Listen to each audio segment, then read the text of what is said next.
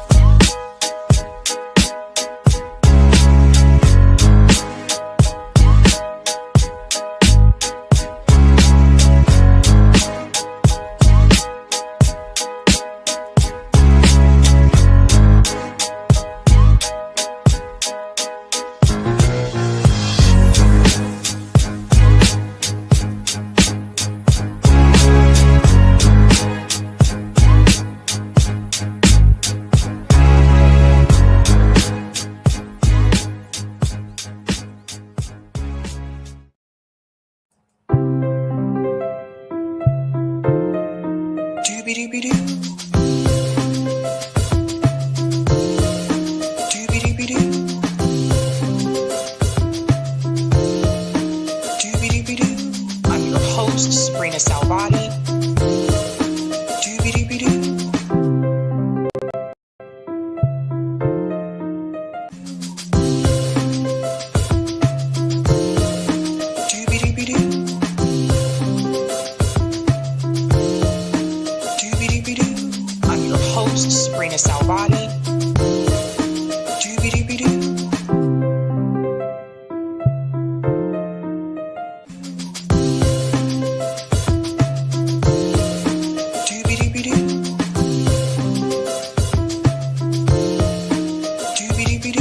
I'm your host, sabrinasalvati. I'm your host, sabrinasalvati.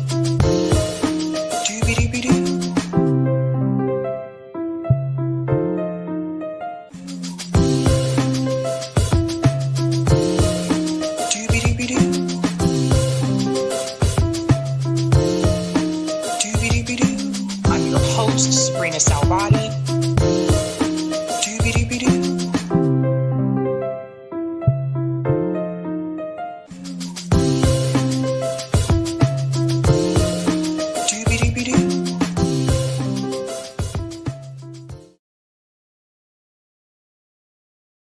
All right. Welcome, ladies and gentlemen, to Sabs podcast. I'm your host, Sabrina Salvati. If you're new, I want to let you know that Sabs podcast is a part of Revolutionary Blackout Network. You can catch me there on Thursdays for the Sabby and JB show, and you can catch me here on Tuesday, Thursday, and Sundays. I want to give a shout out to everyone watching on YouTube, Rockfin, Twitter, and Rumble, and welcome back, guys. Tonight, we have some interesting things to discuss. The theme is This Means War. That's the theme. This means war. With all of these stories, with every single one of them, we have so much to get into. Really quick, I want to give you a couple of updates for this week. This weekend, I will be in New Jersey for the Icarus Fest. I know some of you said that you are coming. I look forward to meeting you. I am moderating one of the panels there. So that festival is hosted by the Gray Zone. So you'll get to see people like, of course, I'll be there, Katie Halper, Max Blumenthal, the whole Gray Zone team. So if you are in New Jersey, if you're in that area and you want to go, if you haven't bought tickets, it might be sold out by now. But Eric has been sharing that link prior to this show. So I hope to see you there if you are there. Now, because I am going to be in New Jersey this weekend, we will not have a live show this Sunday because I'll be coming back that day. So after tonight, I'll be live again next Tuesday. And speaking of Tuesday, I just wanted to give you a heads up for something as well. What is happening with the hair today? You know what? I've given up on these hair days. Tuesdays. So I have received communications from several of you that have made it clear to me that you're trying to watch, like Tuesday night is a tough night for you, because I think you're trying to watch, from what I understand from the communications, you're trying to watch me and Katie at the same time. We have a shared audience there. I believe Katie had that spot before I did. So I was going to ask you guys, how do you feel about me changing that time on Tuesday? I was thinking about going live on Tuesday at 4 p.m. Eastern time instead of 7 p.m. You guys can let me know there in the chat, and hopefully that'll be easier for everybody. So I do read the emails. I don't always respond to all of them, but I do read them. So I've seen that from a number of people. So that's the updates for this week, folks. Just wanted to let you know, schedule a little bit different because I am traveling. So just wanted to let you know about that. And call in also. We didn't have call in this week also because I'm going to be traveling. I'm going to be getting up at 4:45 in the morning. So I will be heading out and about. Okay. All right, ladies and gents. Again, the theme tonight is This Means War. Let's go ahead and give a shout out first and foremost to Sabby patrons. Thank you guys so much for your support. Really do appreciate you, fam. What is going on? What is going on? Whoops, wrong one. Sorry about that. I'm all scattered. My bad. We'll get to the thumbnail in a minute. Shout out to everyone who is a Sabby patron. Thank you guys so much for your support. Really do appreciate you, fam. If you're interested in being a Sabby patron, I have 5 categories. We have Ultimate, Sabinators. Don't forget about Sabsters. They're pretty cool as well. We also have some Sabbies in the house. Yes, we do. We also have them Sabbies. And we also have a group called Members. All of their names are listed here. And you can also see their names scrolling across the bottom of the screen there on the ticker, ladies and gents. I want to give a shout out to new Sabby patrons. We call them newbies over here. Let's give it up for Michael Watson. Welcome, Michael, and thank you so much. Someone mentioned JB. Yeah, I'm going to reach out to him. I thought JB was going live at 2 on Tuesdays, but I'll reach out to him and check with him as well. But let's see what people are saying here in the chat. Alexandria said 4 p.m. is fine with me. See, Shada said 4 is way too early. G Trader said 4 p.m. is great, Queen. I guess I'm going to have to I'll just send a poll. Maybe I'll send a poll via my newsletter to see how people feel about that. Maybe that might be the better way to handle it. Just send a poll. New York Varsity says 4 p.m. ET. That's 1 p.m. on the West. Sign me up. All righty.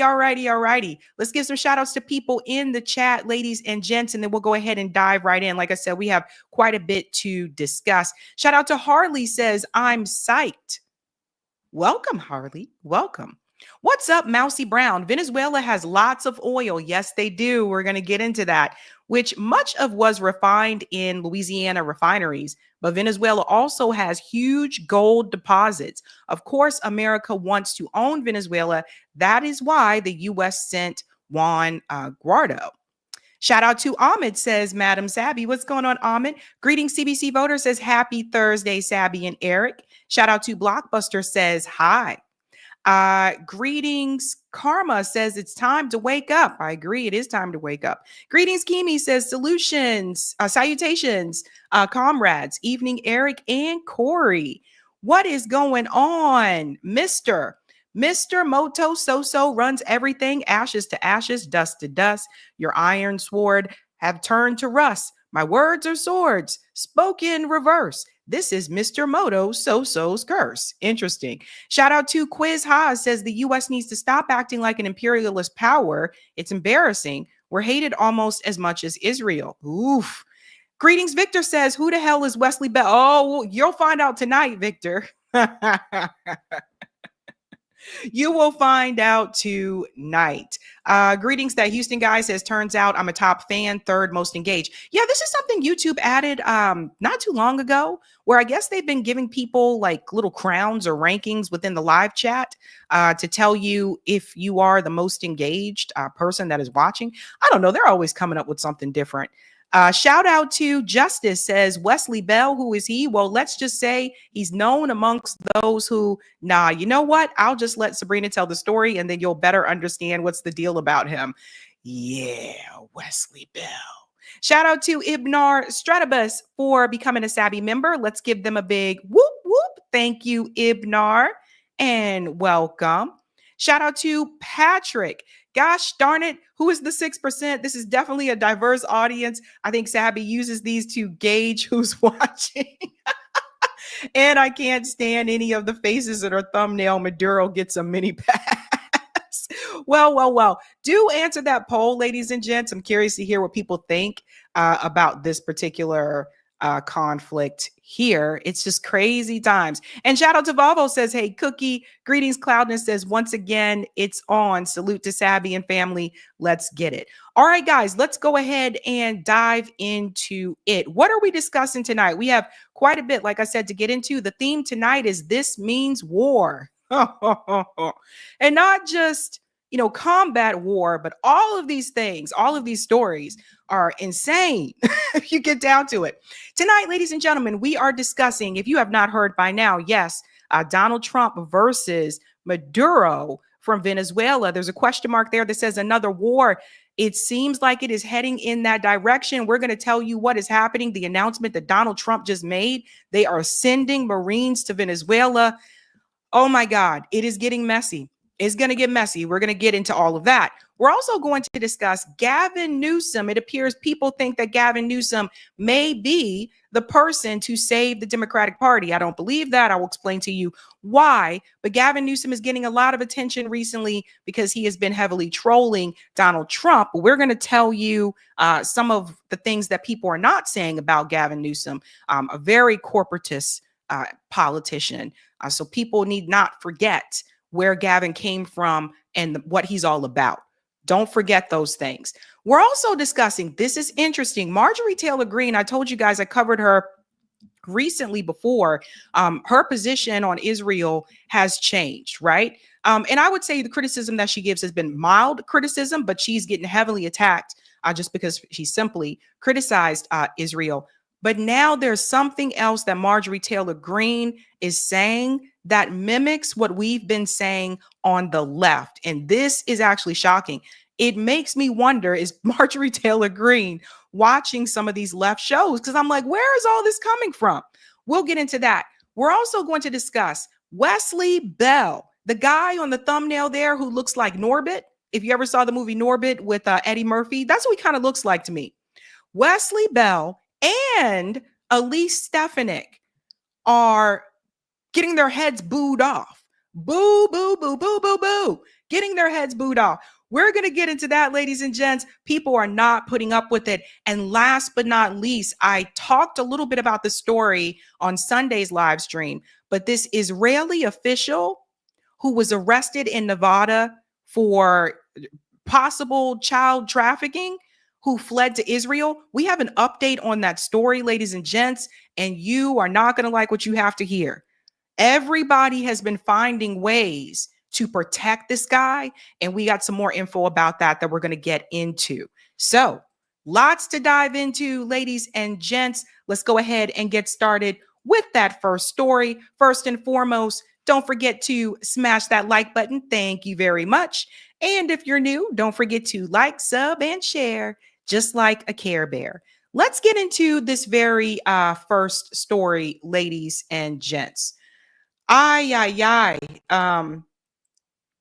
can't believe that this is happening, but it is, and here we are.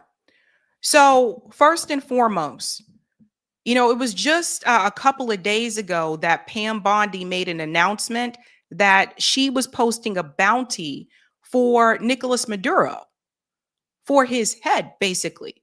And then they increased that bounty. Let's just take a look back, just to remind you how this all began. Today, the Department of Justice and State Department are announcing a historic $50 million reward for information leading to the arrest of Nicolas Maduro. Maduro uses foreign terrorist organizations like TDA, Sinaloa, and Cartel of the Suns to bring deadly drugs and violence into our country.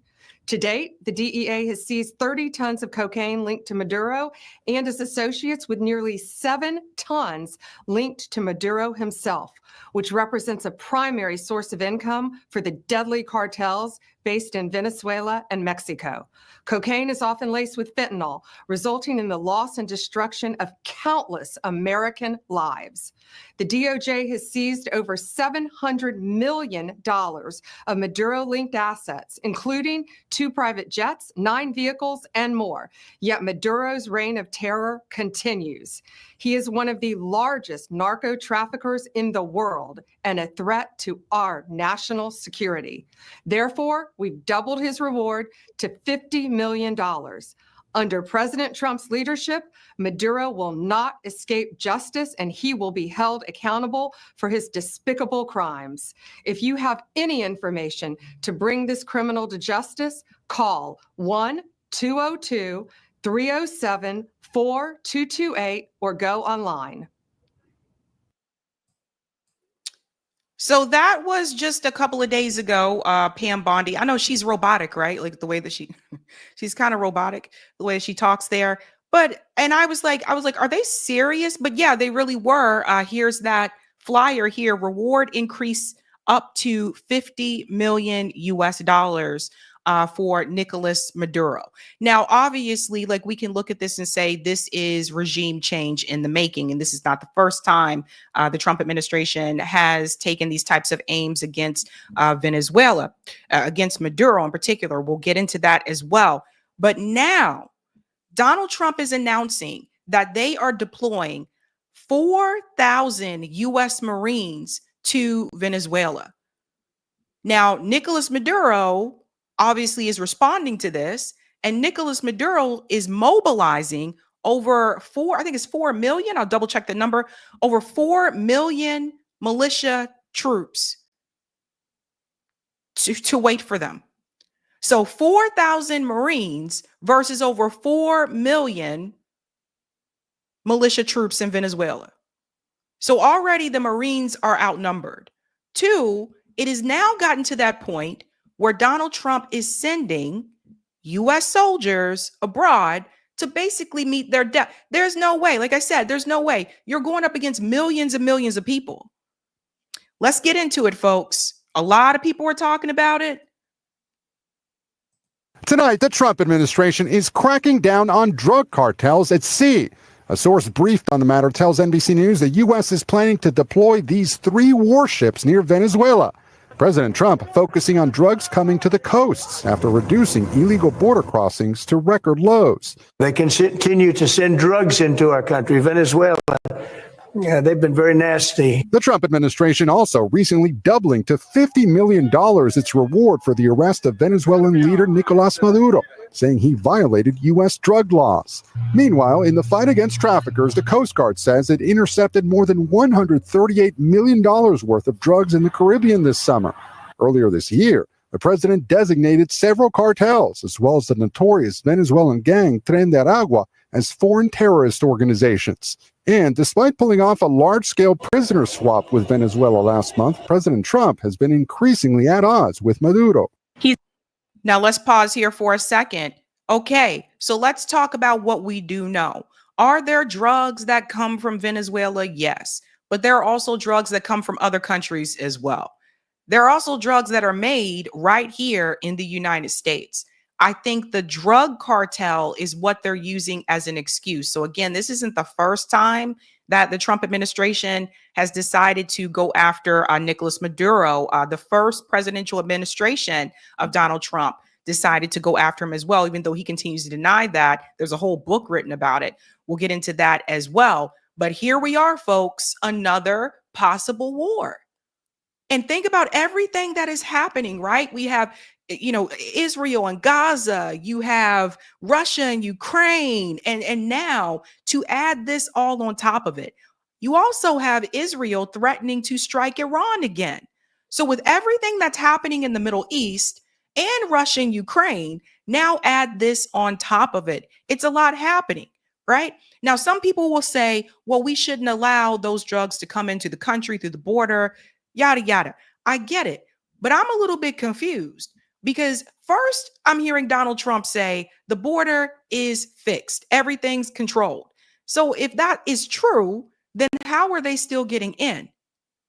Think about that. If that is true, how are drugs still getting in?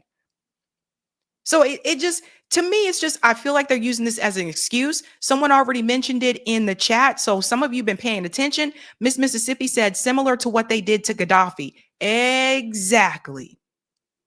So what this really is regime change. Now, of course, they do have to have a reason here, or they should have a reason to go after them. So this is the reason that they're using. And I'm going to explain to you why a little bit later, the target on Venezuela. So listen to what Caroline said. It's prepared to use every element of American power to stop drugs from flooding into our country and to bring those responsible to justice. The Maduro regime is not the legitimate government of Venezuela. It is a narco-terror cartel. Now, the Venezuelan government has banned drone flights throughout the country amid what it considers a threat from the U.S. A U.S. official tells NBC News the warships will be used for intelligence gathering and surveillance in international waters. Still, Maduro just announced that he's mobilizing militia members across his country in response. Tom? We think millions of them. So those Marines are already outnumbered before they get there. And that's very concerning. I do want to show you this here. It was announced as well, of course, on social media. Venezuela President Nicolas Maduro on Monday said he would deploy 4.5 million militia members in response to the Trump's administration raising the bounty on his head. Let's listen to this here. Venezuelan President Nicolas Maduro said he would deploy 4.5 million militia members in response to the Trump administration raising the bounty on his head. The United States doubled the bounty on Maduro to $50 million over his alleged support of drug cartels. Maduro announced the mobilization of the militia members to protect Venezuela while accusing the U.S. of renewing, quote, extravagant, bizarre, and outlandish threats. Maduro urged his supporters to create more rural and industrial militias to protect against perceived threats from the U.S. The Venezuelan militia, founded by Maduro's popular predecessor, Hugo Chavez, is alleged by officials to contain 5 million people, nearly 1/6 of the entire Venezuelan population. Multiple sources reported that that actual number is believed to be much smaller. The mobilization also occurred in tandem with the deployment of 3 U.S. Navy destroyers to the Southern Caribbean for a wide-ranging counter-narcotics operation. Maduro faces several federal charges in the U.S., including narco-terrorism conspiracy, conspiracy to import cocaine into the U.S., possession of machine guns and destructive devices, and conspiracy to use and carry machine guns and destructive devices. So here we are, folks. Here we go again. And people keep saying, well, not as much anymore, but people keep referring to him as this peace president, the peace politician. And here we go with another conflict. But I want to get down to the nitty gritty because I think drugs is the excuse. I do not think that's what this is really about. All you have to do is look at the resources. Venezuela has a lot of oil. And not just a lot. I want to show you the numbers. We compare Venezuela to other countries. Visually, the countries with the largest proven oil reserves. So let's look at the numbers, okay? I'll make it a little bit smaller here so everybody can see it all at one swoop. Saudi Arabia doesn't even have the largest oil reserves, even though we know Saudi Arabia for their oil. That's one of the big things they're known for, but they don't have the largest. Saudi Arabia has over 267. These are the barrels. Iraq has 145, Kuwait 102, Libya 48. The US has 74. Canada has 163. So Canada has even more oil reserves than the United States does. Russia has 80. The UAE has 113. Iran has 209. However, the big king of them all, Venezuela, has over 303 billion barrels. Billion barrels. Ladies and gentlemen. So I'm not here to say that there isn't drugs aren't being, sent to the US. I'm not here to say that that is true. That does happen. But I think that's the excuse that they are using. There's a reason why the US government continues to sanction Venezuela. And then when people ask, and this is something people need to pay attention to, because war with Venezuela means that civilians are going to be killed or civilians are going to migrate. They're going to leave. They're going to go to other countries. They're going to try to come to the US as well. So when you look at Venezuela and you look at all the sanctions that the US government has put on that country, and then the coup, which we'll get into, that was implemented in Trump's first term, we'll get into that. And then now here we go again. It's the oil. If Venezuela wasn't even on this list, because if you look at all the countries that are on this list, let's pick out the ones that are allies of the United States, or the US basically made an ally. Saudi Arabia, Iraq, they regime change there. They took that. Kuwait, same thing. Libya, they took over Libya after killing and removing Gaddafi. Don't forget about Canada. Russia is not an ally like that with the United States, but you see what we're trying to do there. Then there's the UAE, which is an ally. Iran is not. Why do you think they keep talking about going to war with Iran, or they want to go to war with Iran? And then you see here's Venezuela, which is obviously not an ally of the United States. So we have a problem because at the end of the day, 4.5 million people versus 4,000. This is insane. And considering everything that's happening globally in the world right now, considering the fact that we have crisis in the Middle East, we have the war with Russia and Ukraine, the last thing we need right now is another war. We don't need any of this. Leave these countries alone, remove the sanctions, and leave these people alone. Leave these people alone. And I'm not here to say that there isn't crime. There's crime. But there's also resources there. You think they would care if there weren't resources in Venezuela? There's also gold in Venezuela. So let's go back to the first term, because this isn't the first time. Trump denies ties to Americans linked to Venezuela coup plot. Remember, he denied this? So let's get into this a little bit. This was during his first term. President Trump said on Tuesday that the U.S. government had nothing to do with an alleged incursion into Venezuela that landed 2 U.S. citizens behind bars in the crisis-stricken South American country. Trump said that he had just learned of the detention of the pair accused by Venezuela of being mercenaries. Nicolas Maduro said they were part of an operation to kill him that was backed by the neighboring Colombia and the U.S. Now, honestly, considering how the U.S. operates in the global sphere, particularly with those countries that they are not aligned with and that they are not allies with, I believe that Maduro was telling the truth. Yes, they wanted to overthrow Maduro just like they overthrew Gaddafi. They wanted to overthrow. So they have to sell you something, right? So their excuse for going after Gaddafi is they said, we have to go take him out because he's killing his own people. And people just went along with it and said, oh, okay. No questions asked, nothing. People just fell for that. So there was that. They did this with Saddam Hussein with the weapons of mass destruction, which wasn't even a thing.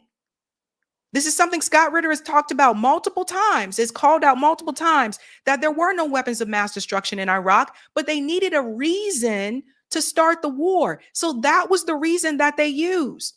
The foreign policy decisions have been made a long time ago. And regardless if it's a Democrat or a Republican that's in the White House, the script has already been written.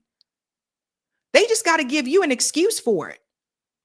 So here we go with Venezuela. Here we go. And there is a book that you should read. And shout out to Anya Parampil, who came onto the show to discuss her book when it came out. Someone who was in Venezuela, who did research, who did study to tell you what was happening there. It's called Corporate Coup, Venezuela and the End of the U.S. Empire. This was written by Anya Parampil, and the foreword was by Jorge Areza. It's called Corporate Coup, Venezuela and the End of the U.S. Empire. If you haven't read this book, I highly recommend you guys read the book. Read the book. And it talks about how Donald Trump, under that first administration, they implemented a coup to try to overthrow Nicolas Maduro. And so here we go again. It's just that this time it's public and in your face. This time they're coming right to your face and telling you this is what we are going to do. So no, this is not peace. This is war. The U.S. government has to leave these countries alone. Remove the sanctions on Venezuela. It's one of those things I said before. I guarantee you, if the U.S. government removes the sanctions from Venezuela, I guarantee you that crime rate goes down. Here we go again, folks. We're going to have to keep an eye on this one.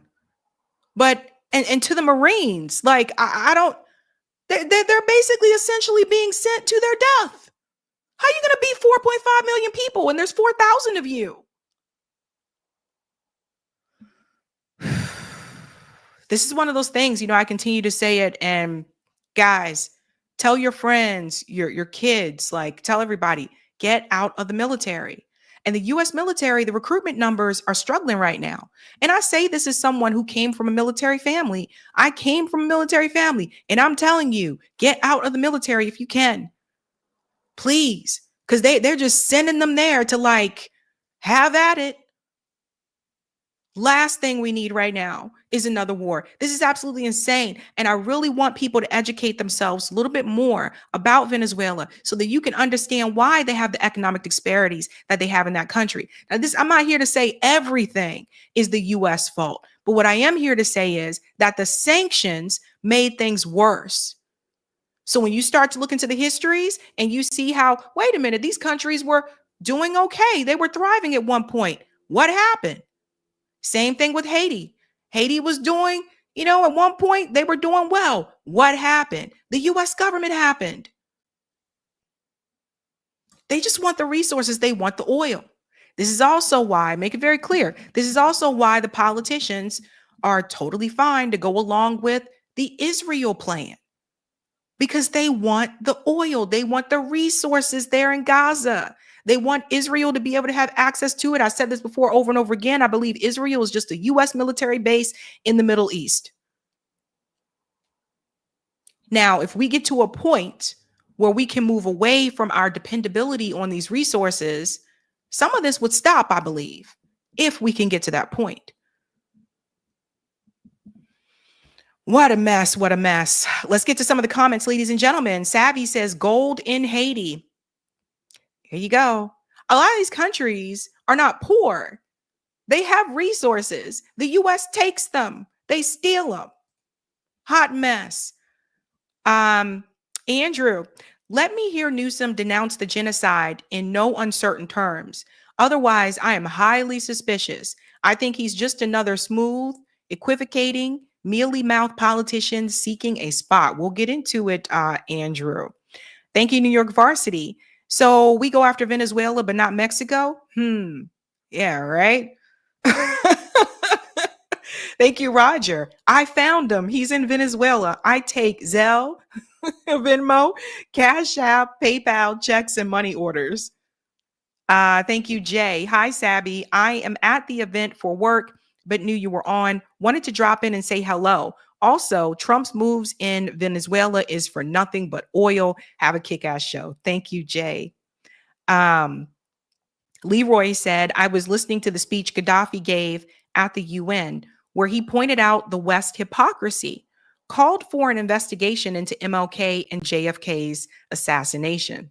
Yeah, it's so much more to this, man. Mr. Moto says oil plus gold equals coup. There you go. There you go. They don't want to try to overthrow leaders in countries that don't have any resources they can use. You notice that? Yeah. So this means war. This means war. All righty. Let's move on to the next story, ladies and gents. This one is interesting. So check this out. Marjorie Taylor Greene, the past couple weeks, I don't know what she's been on. But she's been saying some things that those of us on the left say. And it's really taken me by surprise. Like, I'm like, I don't know what's happening here. Like, what is going on? Is this an episode of The Twilight Zone? Now, we already know that she has criticized Israel. She's still continuing to do that. But now there's something else that Marjorie Taylor Greene has said. And it's just, I'm starting to see some type of a split here, right? Like there's Marjorie Taylor Greene and there's Thomas Massie, and they seem to be on one side. And then there are other, like, you know, the MAGA like supporters who are not on that side. But it seems as though something is happening. It almost seems as though Marjorie Taylor Greene and Thomas Massie are the ones who are really serious about some type of populism. That's what it seems like to me. And they're not just agreeing with what the party wants. Because check this out.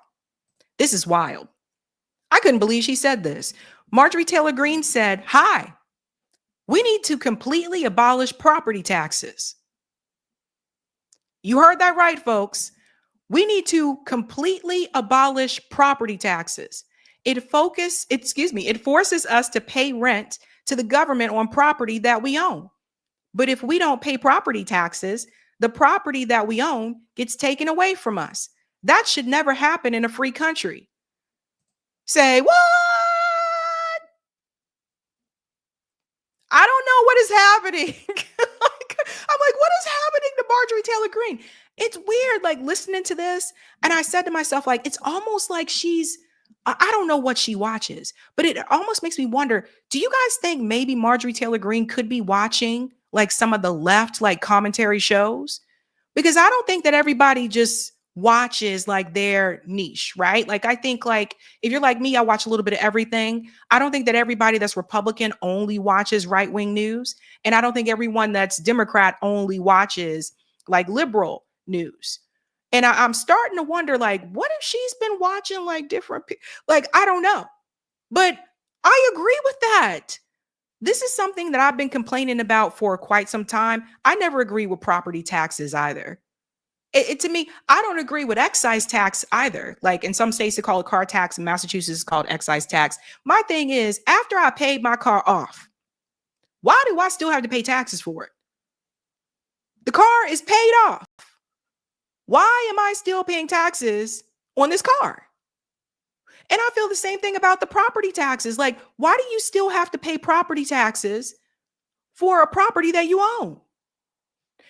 It gets crazier. Listen to this. There's more.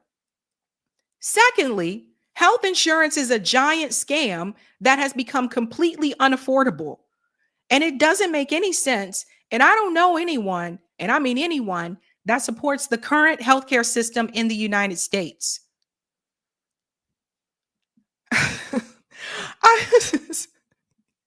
It's like, I don't know what is happening. But AJ's like, what the hell is going on? These are American-only issues and such significant problems that we should be addressing them the same way we would if our house was on fire. America only.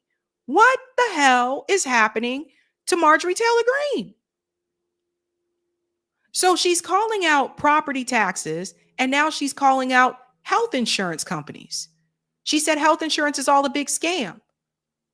Now, my push would be, and for those of you who, if you know her, my push would be tap her on the shoulder and say, well, what do you think about having universal health care? Maybe not use the word universal. Some people get freaked out when you say that word. Maybe if you just say, what about if we just had health care for everybody so we wouldn't have to worry about, medical debt or people not being able to pay for surgeries, things like that. What do you think about that? Maybe it should be framed in that way. But what the hell is going on? It's almost as if, like, I don't know. It's almost as if Marjorie Taylor Greene, like, went to, like, she hung out with, like, somebody maybe she normally doesn't hang out with. Maybe they had a couple of shots and everything just changed after that. I don't know. I don't know what's going on. But it seems like to me, Lisa says she fell and hit her head. It seems like to me, she seems to be one of the people that was really serious about America first, like focusing on what's going to benefit and help Americans instead of like all these other issues or sending money elsewhere. It seems like she was actually serious about that. And it seems like, Thomas Massey may not agree with her on the health insurance one. I don't know. Like I don't think he's too big on that. I think someone asked him about that before. But it seems like her and him seem to be really serious about this type of populism, like on the right or whatever. I couldn't believe she said that. I was very much shocked. And then there's more. She was on Megyn Kelly's show. And you guys all know that Megyn Kelly is very, very, very pro-Israel. Very pro-Israel. Listen to what she said on Megyn Kelly's show. Check this out. Ask more and more and more. Well, you're a person of very big influence. You've got a big voice. You've got a large audience. They also take a lot of influencers. They invite tons of influencers. Many of whom have invited me. Like, we're all going together, and will you come? Like, they seem to be coming at me from a number of ways, which only really kind of raises my hackles. Like, I'm not going. I'm going to stay right here. I can cover this conflict from here, and I don't wish to be wooed by any side. I actually don't wish to be persuaded. Have you been invited by any other foreign country? No. Okay, that's the part, right? So we have tons of lobbyists and foreign countries lobbyists that come to Washington, D.C. Pretty much every country has some sort of representative. They have an ambassador they send to Washington. It's naturally in their interest. We can understand that.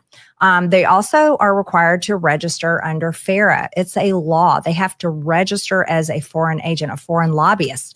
That is required. It's extremely important. Here's the difference with AIPAC. AIPAC is not registered under FARA, under this law that requires anyone coming to lobby a member of Congress or a senator or department of the government and the federal government on behalf of another country. Pause here for a second. This is what JFK wanted to accomplish. He wanted Israel, that I think it was called the Zionist something at that point in time. It wasn't called AIPAC, but it was similar. He wanted it to register as a foreign agent. And you see, then JFK was assassinated, but he wanted that to happen. And so here's Marjorie Taylor Greene also saying that, yeah, all the other countries have to be registered under FARA, but Israel does not. So yeah, big problem, right? Big problem. But just for saying that, she is getting attacked by AIPAC. She's getting attacked by, of course, all the other, Israel lobbies.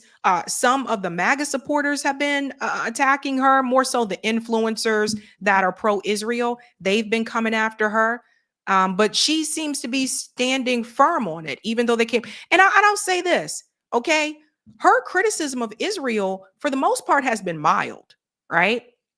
Like, she's not agreeing with what Hamas did. Her criticism has still been relatively mild, and they are attacking her and calling her anti-Semitic. It's crazy, guys. It's crazy. So AIPAC argues, but we're Americans. Yes, they are Americans, but they are coming to Congress and to the federal government asking on behalf of the country of Israel. And I fully agree with you, Megan. We are not against Israel. We are all for their right to defend themselves, just as we are for any Jewish person on campus. Just as I think we could talk about young white males in high school that are constantly getting beat up. Yeah. Guess what? They should have a right to defend themselves too, and people should stand up for them as well. We think anybody that is a victim should be able to defend themselves. However, Israel is the only country I know of that has some sort of incredible influence and control over nearly every single one of my colleagues. And I told you her criticism of Israel is mild. Like, she still thinks Israel should defend itself. So there is still some work there that needs to be done. There's still some. I don't think she'll ever come as far as, those of us that say, well, Israel should not exist. I don't think she'll ever come that far. And I think part of that has to do with the religion, because she said this before, that she is a Christian. So she does believe that Israel should exist because of that. Although if I had the opportunity to talk to her, I would explain to her how Israel in the Bible is not the modern day Israel of today. And that's not what the Bible was referring to. But I digress. that being said, the point that she's trying to make here to Megan, who Megan just seems to act so ditzy sometimes, is that Israel is the only country that doesn't have to, abide by these rules, that they're able to get away with it. And she has a problem with that. Now, remember, after October 7th, she was calling a lot of us Hamas apologists and all that type of stuff. And I don't know what happened, because it seems like you would think once Trump was in the White House, you would think she would have stayed on that course, but she didn't. So that's the other thing. She's also saying that, yes, people are starving in Gaza. Some of the Democrats won't say that. And then this is why, from what I understand, she doesn't take money from AIPAC. So it's just not a, if you're a Democrat like Gavin, we'll get to Gavin Newsom. If you're a Democrat like Gavin Newsom, and Gavin Newsom's position on Israel, I'm telling you right now, is also not good. Not good. But she's saying this, and she's a Republican. So it almost seems as though there needs to be some type of, and I said the same thing with the Democratic Party, right? For those who identify as progressives in the Democratic Party, there needs to be a separate party for people like Rashida Tlaib and Ilhan Omar. And I think there needs to be a separate party for people like Marjorie Taylor Greene and Thomas Massie, like that type of populism that exists on the right. It seems like she was really serious about America first, whereas others were not. Let's go on a little bit more. It is, I don't know how to explain it. I mean, I believe it, just given the amount of reach out I've had in this position. And I don't vote on anything, Yeah. And if I had taken money, I could see them really thinking that they had a right to control my speech or, my positions, which is why I never have. Of course, I mean, in what context would I? I don't take advertising from, random people. Like I always say, I have Genucel, whose cosmetics are really nice. We love good cosmetics. Yeah, but I can't be bought by a special interest group. But I can see it because, look, no one wants to feel like their position has been bought and paid for. But these politicians, they have. And so I can see why AIPAC would get mad if these politicians then turned on them and didn't support. It's like, what did my 3,800 times 3 get me if you're not going to vote for my issues? Exactly. Because AIPAC are Americans. Therefore, they can legally donate to members of Congress and senators. So let's talk about how that works. AIPAC takes every single that they can, freshman member of Congress, their first year in Congress, they take them on a very special trip to Israel in August. August is our recess. It's our month-long district work period. That's Dems and Republicans, or just Republicans? They take both of them. Yeah. Yes. And they invite pretty much everyone, to my knowledge. So they take them on this trip to Israel. I guess they go on tours all around. I didn't go, so I don't know what they do there, but they take them on tours. Like the pictures we've seen recently of the speaker and other members of Congress at the Wailing Wall. Pause. Did you guys hear what she just said? So yeah, they do. They take members of both parties, Democrats and Republicans. But notice she said that she didn't go. And I want to correct myself here as well. Sorry about this, guys. Apparently she may have taken money from AIPAC in the past, a few $1,000s, but according to Open Secrets right now, she does not. So something, I don't know, something changed, something happened there. Sakina said she's watching Georgia hospitals close while the U.S. sends money to shit Rio. Yeah, this was the warning I gave people about those rural hospitals. It's a serious issue. And if you've ever lived in a rural area, like when you start pulling funds away from healthcare like that, yeah, it's going to impact the red states. And in particular, those rural areas in those red states, they're going to get hit the hardest, right? So she didn't go. Let's continue. They've all gone. They've all gone. See them all. And they wear the kippah. And even though they're Christians, they're not Jewish, but yet they're adorning Jewish attire. And they're at these Jewish religious sites. Then they also meet with different members of the Israeli government. Now, we got to recognize the Israeli government is secular. This is not the biblical Israel. It is the secular government of Israel.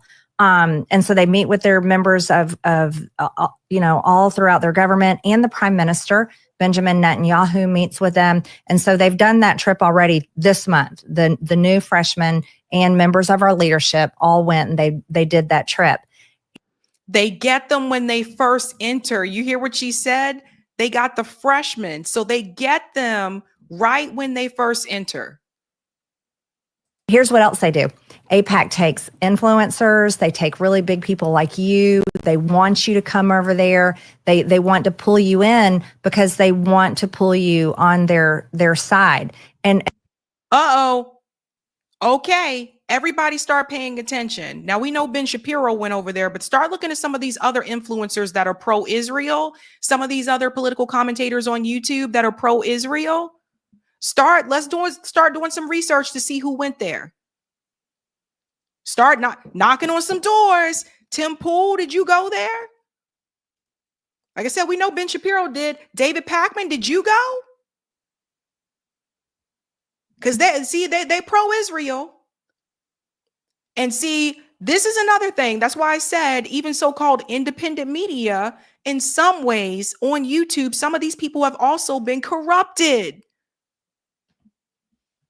So do you trust, if they went over there to Israel and they met with Benjamin Netanyahu, you trust them to give you a fair position or to tell you the truth about what's happening in Gaza?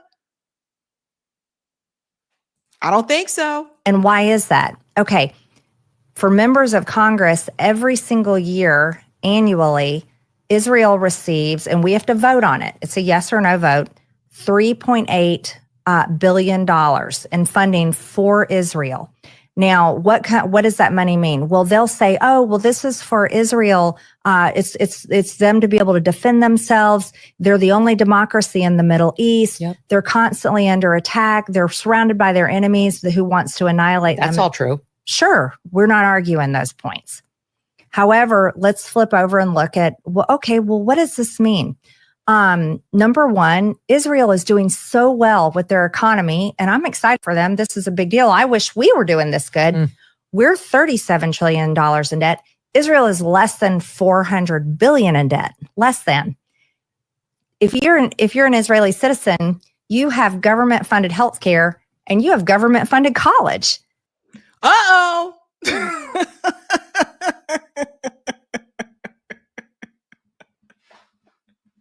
She said it.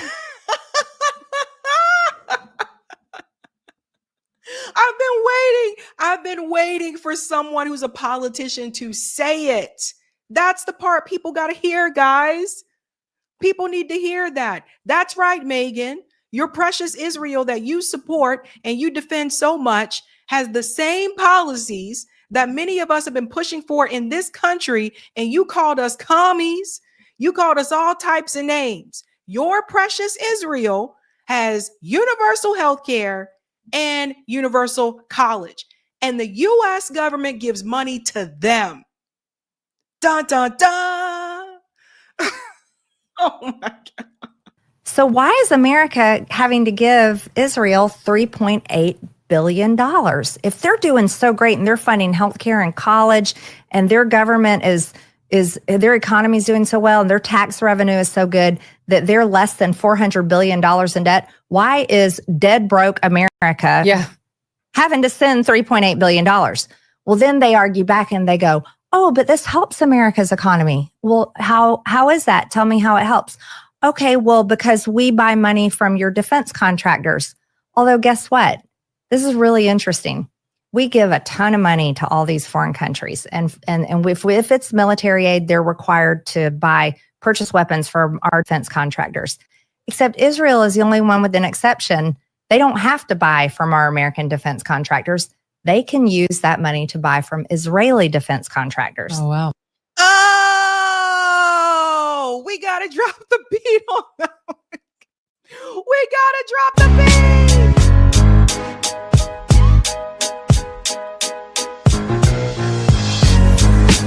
Dance with me. Dance with me. Drop the beat. In the screen. Oh my God. my God. Somebody better tap her on the shoulder. Does she have security? Security! So there's a funny little exception, just like the same exception that Israel has. That this just came from Judge McFadden. He just had a ruling that you can burn any flag in the United States of America, and including our own American flag, except you can't burn the Israeli flag in America. Who said that? Judge McFadden. In what context? In his court. It just happened. Well, that's not going to be upheld. Shouldn't be. That's a violation of the First Amendment, blatant, and it will be struck down as soon as it goes up on appeal. Oh, Megan, now you care about the First Amendment. Ding, ding, ding. Now you care about the First Amendment again. Oh, yeah, it could happen. It could. You think about that. I don't know. Marjorie Taylor Greene is revealing some things. That's why I asked, does she have security? Anybody out there know? Anybody? Ridiculous notion. Should be. He said in what he wrote is that the Israeli flag, it's an identity, a race, and it would be a hate crime. Yeah. Wrong. Yes. Wrong. That's getting struck down. But I see why you're raising it, because I'm picturing. How do you know that's getting struck down, Megan? What? You didn't even know they had universal health care. Look, I have a lot of very, very close friends who are Jewish, who are very big supporters of Israel. And some faction of them will say, like, well, why would you platform an MTG? She's definitely gone anti-Israel. And I don't care whether you're anti-Israel or not. Any anti-Israel people are welcome here. Of course. You're allowed to have that view. It's a country that's involved in a war, and you don't have to be pro any country. But she's not anti-Israel. She's not even anti-Israel.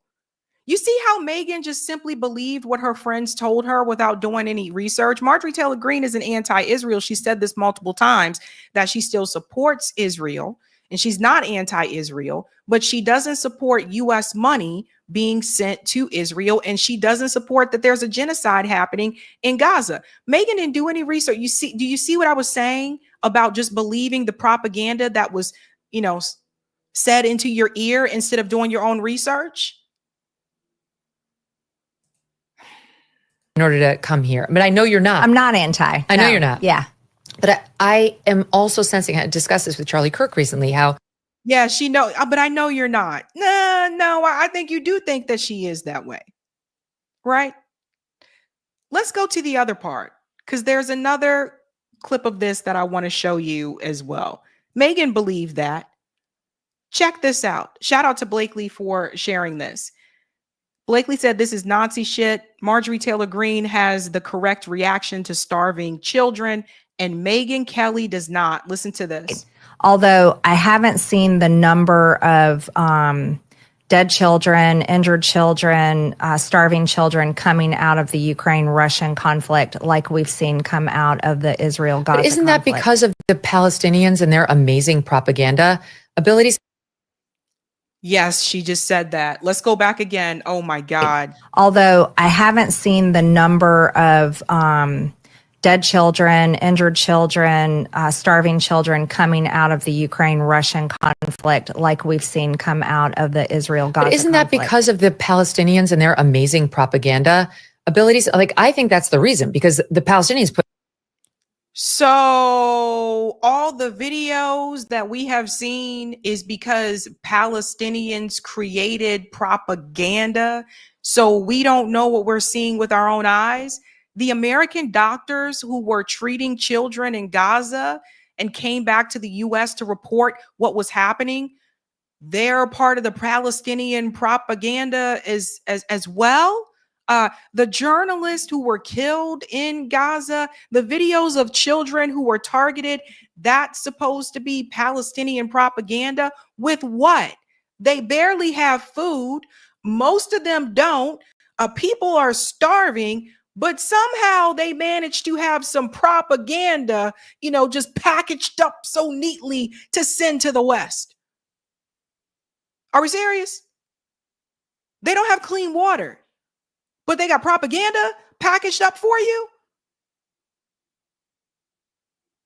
Megyn Kelly is crazy. Put all this on camera and release it. And they make sure that we see this, which is another reason to be suspicious of it. I don't know what I'm being fed or for what purpose.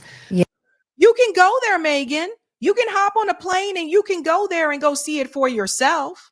I think this is an excuse. I think what Megan is enduring here is that Megan has a lot of pro-Israel friends, and I think she's believing their BS. And I think that Megan has been brainwashed. And now, so when she sees those images, she had already been told before that it's not real, that it's fake, and all these other things. But there's a quick way to solve that, Megan. You can hop on a plane and you can go there and see for yourself. But we already know you're not going to do that, Meg. We already know you don't want to do that. This is what I meant about the propaganda, Americans being the most propagandized people in the world.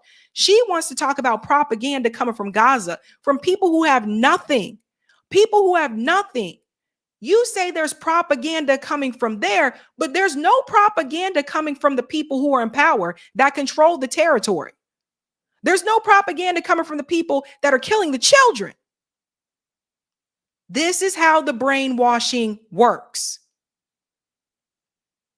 And we'll prove her wrong very quickly with the recent report that just came out. The Ukrainians aren't doing that, and the Russians aren't doing that. But why not, though? Why isn't Ukraine and Russia they're not good at propaganda. doing that to each other? See, this is Well, why I don't know. I think Zelensky's pretty good at propaganda. maybe, but I guess he doesn't have like the lifelong commitment to it that the Palestinians. I mean, since I've been in news, the Palestinians have been doing that. Although, So do you guys see what's happening here?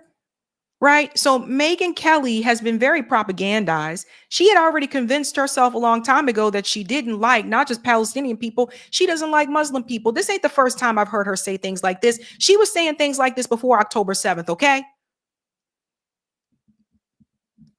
So she already had that disdain for Muslim people. She really wants you to believe that the images, the doctors, all the people who came out of Gaza, the Americans, that this is all propaganda. Well, guess who admits it's not? Israel. Today, it was reported, and The Guardian shared this, Israeli military's own data indicates civilian death rate of 83% in the Gaza war. 83%. This is not being reported from the Hamas ministry. This is not being reported from them. This is reported from Israel. Now, we'll have to scroll down here because of the image they show. But let me just scroll past the image and put it back up here for you so you can see. Check this out, because a lot of people were talking about this. It's all over social media. Figures from a classified Israeli military intelligence database indicated 5 out of 6 Palestinians killed by Israeli forces in Gaza have been civilians. 5 out of 6. As of May, 19 months into the war, Israeli intelligence officials listed 8,900 named fighters from Hamas and Palestinian Islamic Jihad as dead or probably dead. That was a joint investigation by The Guardian, the Israeli-Palestinian publication Plus 972 magazine, and the Hebrew language outlet Local Call. So this isn't one-sided. You got people from different sides. At the time, 53,000 Palestinians had been killed by Israeli attacks. Again, I told you that number is higher. That doesn't include people who are under the rubble. Let's continue. Fighters named in the Israeli military intelligence database accounted for just 17% of the total, which indicates that 83% of the dead were civilians.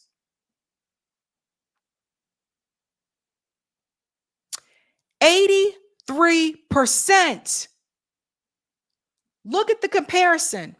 Rwanda, 99.8%. Mariupol, 95%. Srebrenica, 92%. Gaza, 83%. Gaza is ahead of Bosnia. Remember the Bosnia? They said there was a Bosnia genocide? 57%. Gaza is ahead of Bosnia.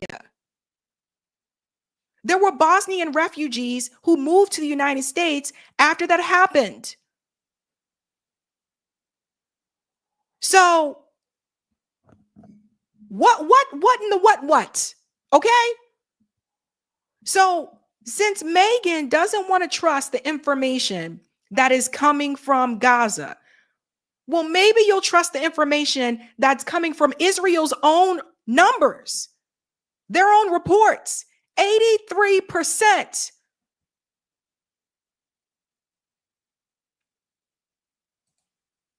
Which would match what we have seen on the videos.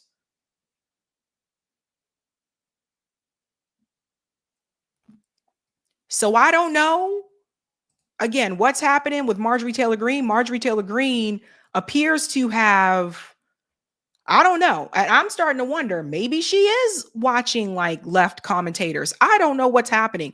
But Marjorie Taylor Greene apparently has enough sense under a Trump-led administration to say there's a genocide happening in Gaza. And she's a politician. Megyn Kelly is not a politician. She's hosting this Sirius radio show. I think that's the only one, the Sirius radio show. So she's a radio host, a podcaster, and she won't even pull away from the brainwashing that she has endured to see what is right in front of her face.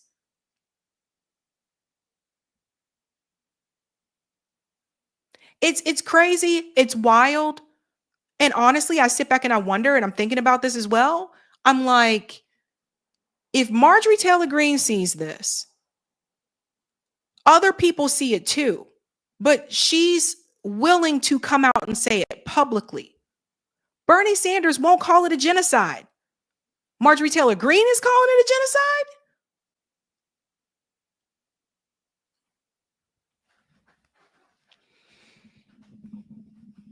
I don't know, guys. I mean, when I say this means war, it's just like, yeah, you know what I mean?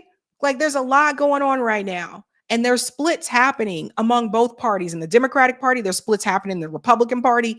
People are just breaking away. And it's like, I feel like this needed to happen. Now, the next step is people need to break away and they need to become independent, just independent of all of this.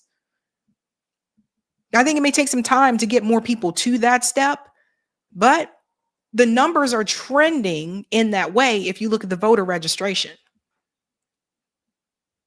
So I don't know what happened to Marjorie Taylor Greene, but something is happening.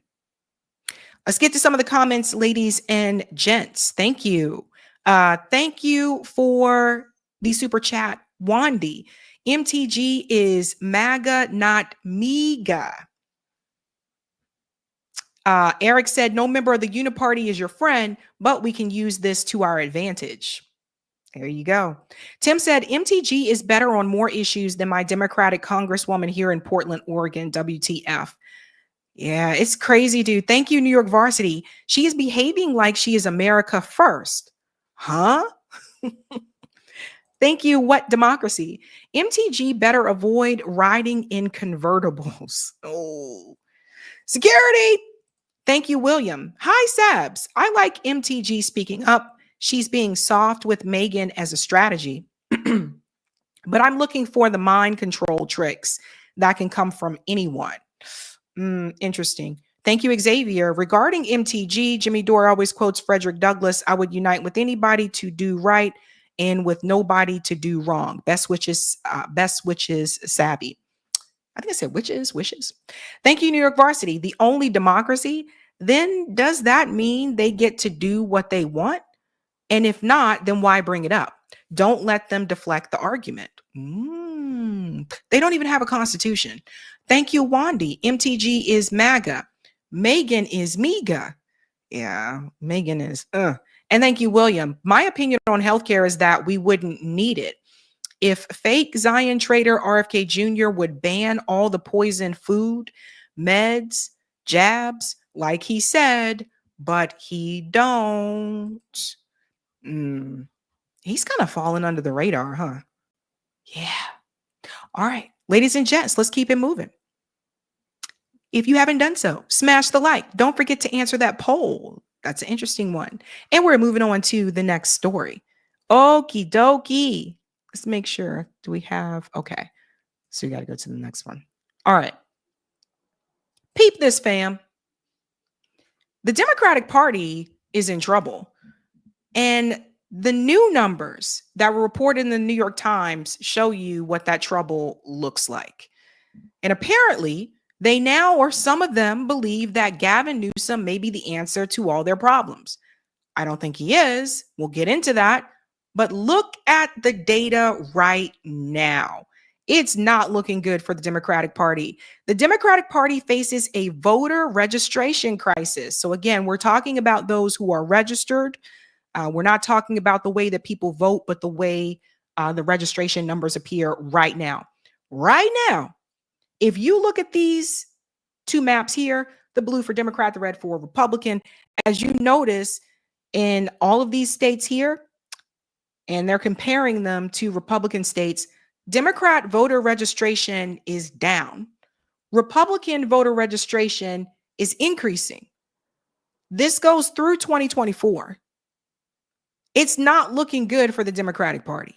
There's no other way that you can, I don't know how else you can describe this, but there's no other way that you can look at this and say, well, maybe it's that. No, that means that people are leaving the Democratic Party. Now, what some may think is that people are leaving the Democratic Party and joining the Republican Party. The numbers don't reflect that. I also wouldn't think that would be the case.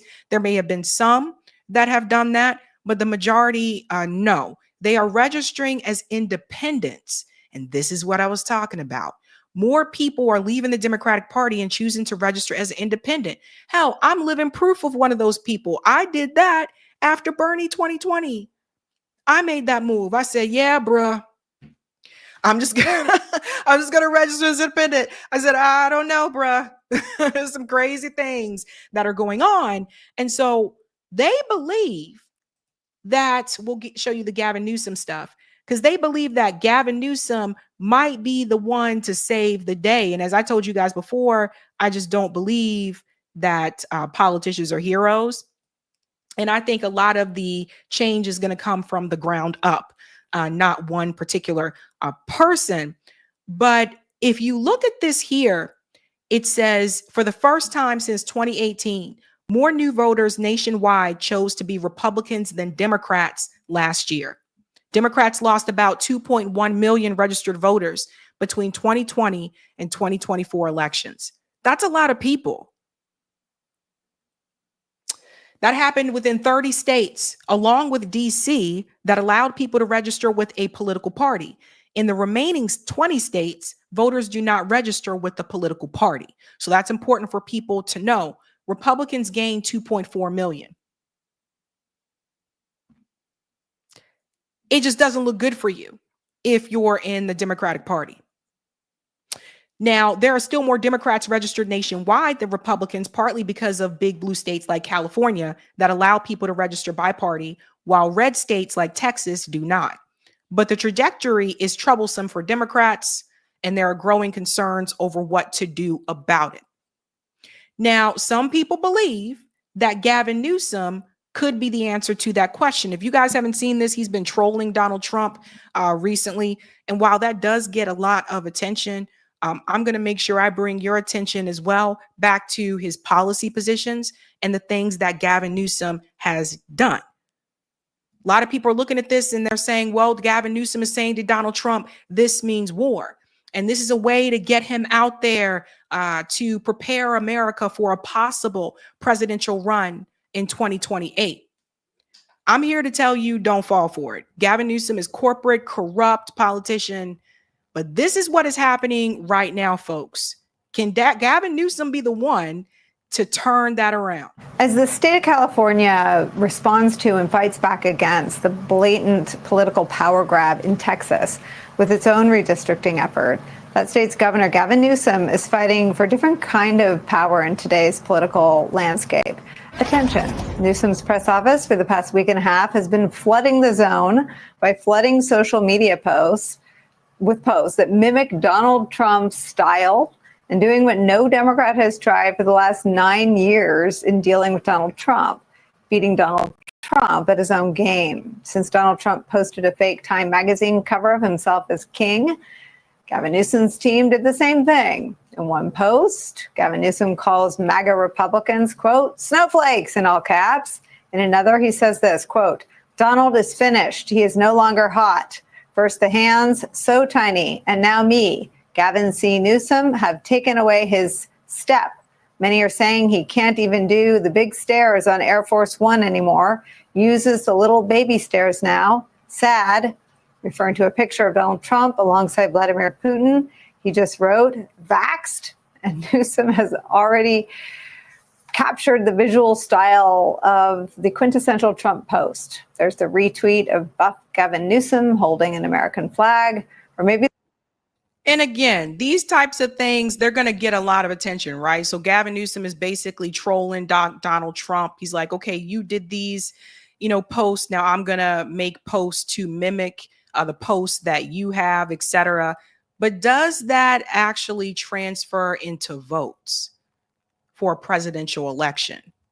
One is 2025 presidential election. The next one is 2028. And two, I think because Gavin Newsom is the governor of California, I think that's actually going to hurt him in a number of ways. I don't know. People are leaving your state. They're not coming to your state. People may come to visit, but people who live there are fleeing California. California is having a mass exodus. We'll get into that as well. Let's go on a little bit more here. The real winner, a portrait of himself surrounded by Kid Rock, Tucker Carlson, and Hulk Hogan. Newsom's social media campaign is clearly getting under the skin of many on the right.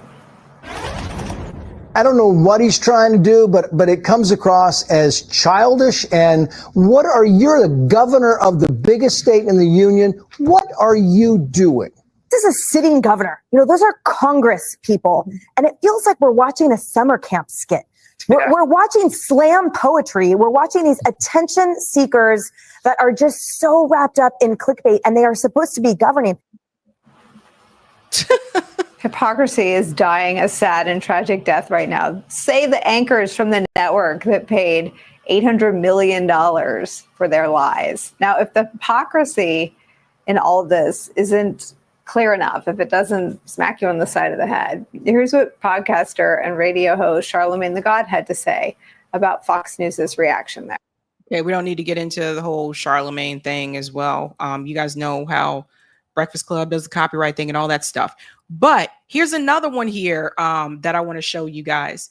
It's hilarious that Gavin Newsom is simply holding up a mirror to the Republican Party and they're losing their shit. The trolling is giving me life. This one. So here's Gavin Newsom with the ketchup bottle. So he's mimicking the Donald Trump assassination attempt. So like I said, it's giving a lot of people are paying attention to it. So I don't know if Gavin Newsom paired up with Gen Z, I don't know, Gen Z, or maybe college kids and said, hey, how can the best way to do this? I don't know. It does get a lot of attention. That is true. But I don't want you to see those things and to think that Gavin Newsom is a totally different politician. Now, obviously, he wouldn't do some of the things that Donald Trump did, but he's not going to go all the way in the other direction either. Gavin Newsom is corporate. Gavin Newsom is very corrupt. Gavin Newsom had a recall. Does everybody remember this? There was a recall against Gavin Newsom. The reason being is because he implemented policies during the pandemic towards the California residents that he himself didn't even follow, while everybody else was under lockdowns, and Gavin Newsom was going out to eat at, I believe the name of this restaurant is the French Laundry, and everybody else had to stay inside. So that's why he had a recall. Now he was able to beat it, but you got to understand, he's backed by a lot of big money and also powerful connections. He's related to Nancy Pelosi. So if Gavin Newsom were to run for president and were to win, this continues that Nancy Pelosi dynasty. A lot of people don't know that. A lot of people don't know that he's related to her by marriage. I continue to repeat this to people. And then next thing you know, because the next step is for her daughter to get her seat. They keep it in the family. Keep it in the family, right? So he went on to this podcast, Gavin Newsom. If we do not act, democracy will slip through our hands. Okay, we don't really have real democracy, but whatever. But look who's on the podcast. You have Harry Sisson, right? The guy who was making the paid influencer, who was making those videos for Kamala and, well, first Biden and then later Kamala. These are all paid influencers. That's who these people are. They're paid influencers for the Democratic Party. So that being said, do you think they're going to give Gavin Newsom a tough interview? No, that's why he's there. So listen to this part. Jump in. We are incredibly honored to be joined on the Siren Podcast by the governor of California, Governor Gavin Newsom. Welcome to the Siren Podcast. Thank you for having me. I appreciate it. I mean, you're making some news. You're a very busy man. So let's just jump right on in. Can you please explain to our audience, what you're doing in the state of California regarding the potential redistricting of your congressional maps and why this may be something you have to do? Well, we're fighting fire with fire. We don't want to do this, but to your point, your question rather, we have to do it at peril of being judged, not only not to have lived, but to be judged watching democracy slip from right out underneath us. The reality is it's not just Texas that Donald Trump believes he's entitled to 5 congressional seats. He has sent his vice president to Indiana. He's making the case not just to what's going on up in Ohio, but Florida, Missouri, and other states. I imagine it's just the beginning. What, as we speak, is occurring in real time in Texas. And so my mindset, our mindset here in California, is one of accountability, responsibility. We have agency. We're not bystanders. We can shape the future. And by taking some responsibility and moving assertively, as we have with the California legislature that just yesterday introduced a special election, a constitutional amendment that will in essence nullify the 5 votes that they claim to be picking up in Texas by asking the voters in a transparent and temporary way to make a determination for themselves to change our maps mid-decade in response to what occurred in Texas on November 4th. So imagine talking about democracy will slip through our hands, but you're also participating in redistricting, right? Like, what did I tell you guys? Both parties do that. Both parties redistrict. Democratic Party and Republican Party do it. And here they are talking about democracy. And the voters have no say. So he went on to that show, right? I thought that was interesting that he went on to that show. Yet somehow, and shout out to friend of the show, Roger Meadows, he sent me this. Apparently, he wouldn't go on to Breaking Points. He went on to the show with the paid Dem influencers, but he wouldn't go on to Breaking Points. And apparently, according to what Crystal and Sagar said here, it wasn't because of the interview that they had with Alyssa Slotkin. Apparently, they reached out to him prior to that. They've been trying to get him on the show. So listen to this. While everyone's laughing at the memes, I just want to remind you, Gavin Newsom trying to run and duck and hide because he don't want to have tough questions. The thing that Gavin is benefiting from right now, too, is that he doesn't really have to answer any difficult questions on things that would be challenging for him. So, immigration will be one of those things. But I think more critically right now is where he stands on Israel and Gaza. The things that he has said to date are not good. But he has never put himself in a position where he is going to be specifically pressed on that issue. And on that issue, yeah, it's not. That's another one. And that will come up. This whole issue with Israel and Gaza. So Gavin Newsom, the guy who's sending out all these trolling memes in response to Donald Trump, doesn't even want to go on to media shows where they are going to ask him tough questions. So it just tells you this again. A meme is just a meme. A meme is just a meme.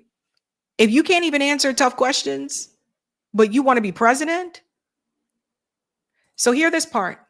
A little behind the scenes. We've been trying for quite a while now to get an interview with Mr. Newsom. I have a new lead on that, by the way. Do you? It's just happened like recently. Well, yeah. So in any case, he follows me on Twitter. I reached out to them that way. We reached out through the press office. We got, specific, no, he's not interested in both instances. And he's been going out and doing lots of Brian Tyler, like all kinds of online media, but he doesn't want to come here. And it wouldn't surprise me if it's because he does not want. I think it's because of Slotkin. He does. I don't even, because the first time we reached out was pre-Slotkin. That's a good point. But he's smart enough to know that, like, if you just look at our channel, obviously Israel-Palestine is a focus of concern for us and interest, and he's not going to get through an interview without getting asked really specific questions that he has no good answer for. But at some point, he's going to have to answer those questions, and it's going to cause him to have to, either divide with the donor base that has been his key to power in California for years and years, or he's going to divide with where the grassroots of not just the grassroots, the entirety of the Democratic Party base is at this point. So, there is some treacherous road ahead of him. And there's also, so we'll see. We'll see with him how that goes, where he ends up. To me, that's sort of the biggest trouble area for him. But there's no doubt the Democratic base is absolutely loving seeing someone show some sort of life, because Hakeem Jeffries and Chuck Schumer are not. That's just the reality. But notice what she said. They have been trying to get Gavin Newsom to come onto the show. And I do think the Israel-Gaza thing, that is probably one of the issues. It's interesting. Gavin Newsom follows Crystal, but for whatever reason, he's not made his way onto the show or whatever. Again, just does not want to have those tough questions. Also, sometimes people follow you on social media to see what you're up to, not necessarily because they may agree with you, but to see oh, what are they doing? Let me see what's going on over there. So that's something to take into consideration, but it's really interesting. So pay attention to those types of things, right? Like what's happening there with Gavin Newsom.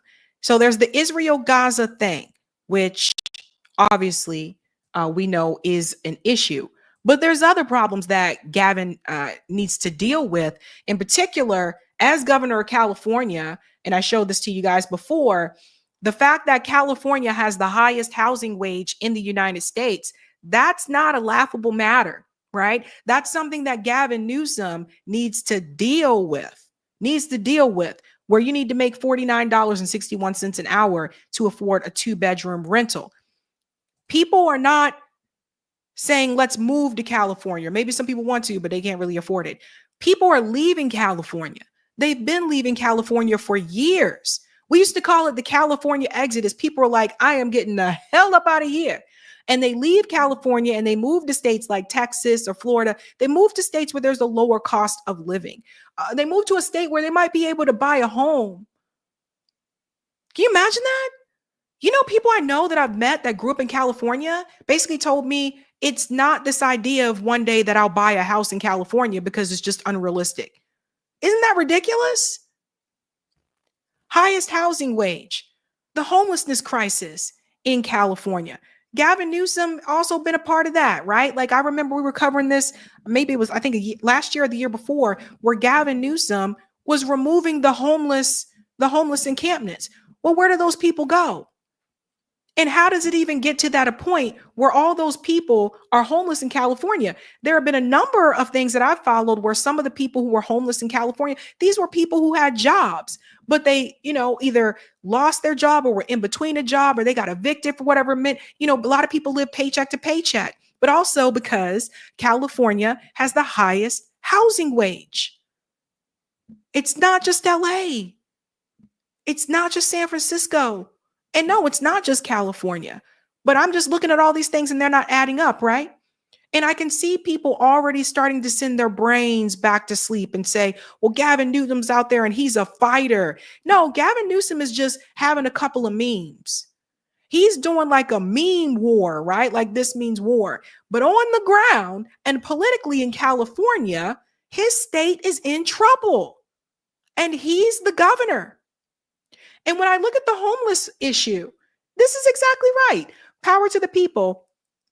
Gavin Newsom is the blue version of Donald Trump, but even more dangerous because liberals and the media look the other way when Democrats sell out our communities and implement fascist policies.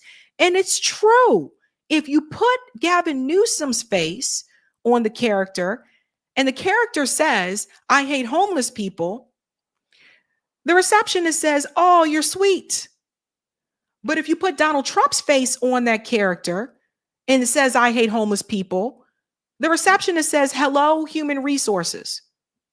And this is what people are doing right now. Gavin Newsom don't like homeless people either. That's why he kicked them out.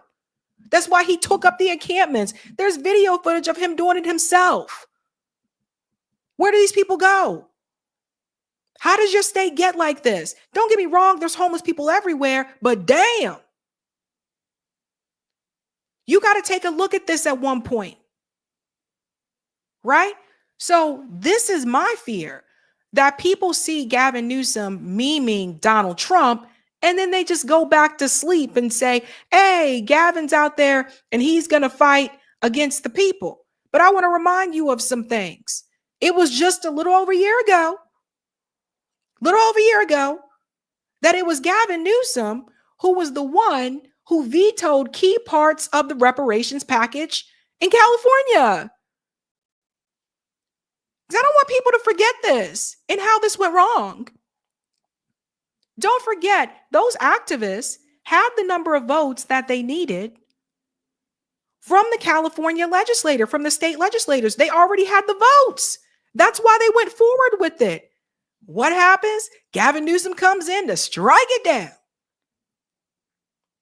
But he was willing to do all these other things for other people. He was willing to implement policies in California to help other groups of people. But when it came to the Black Americans, he said, no, we can't be helping you. No. California governor rejects bill that would have helped Black families reclaim or be compensated for land taken unjustly. Gavin Newsom steps in to block it.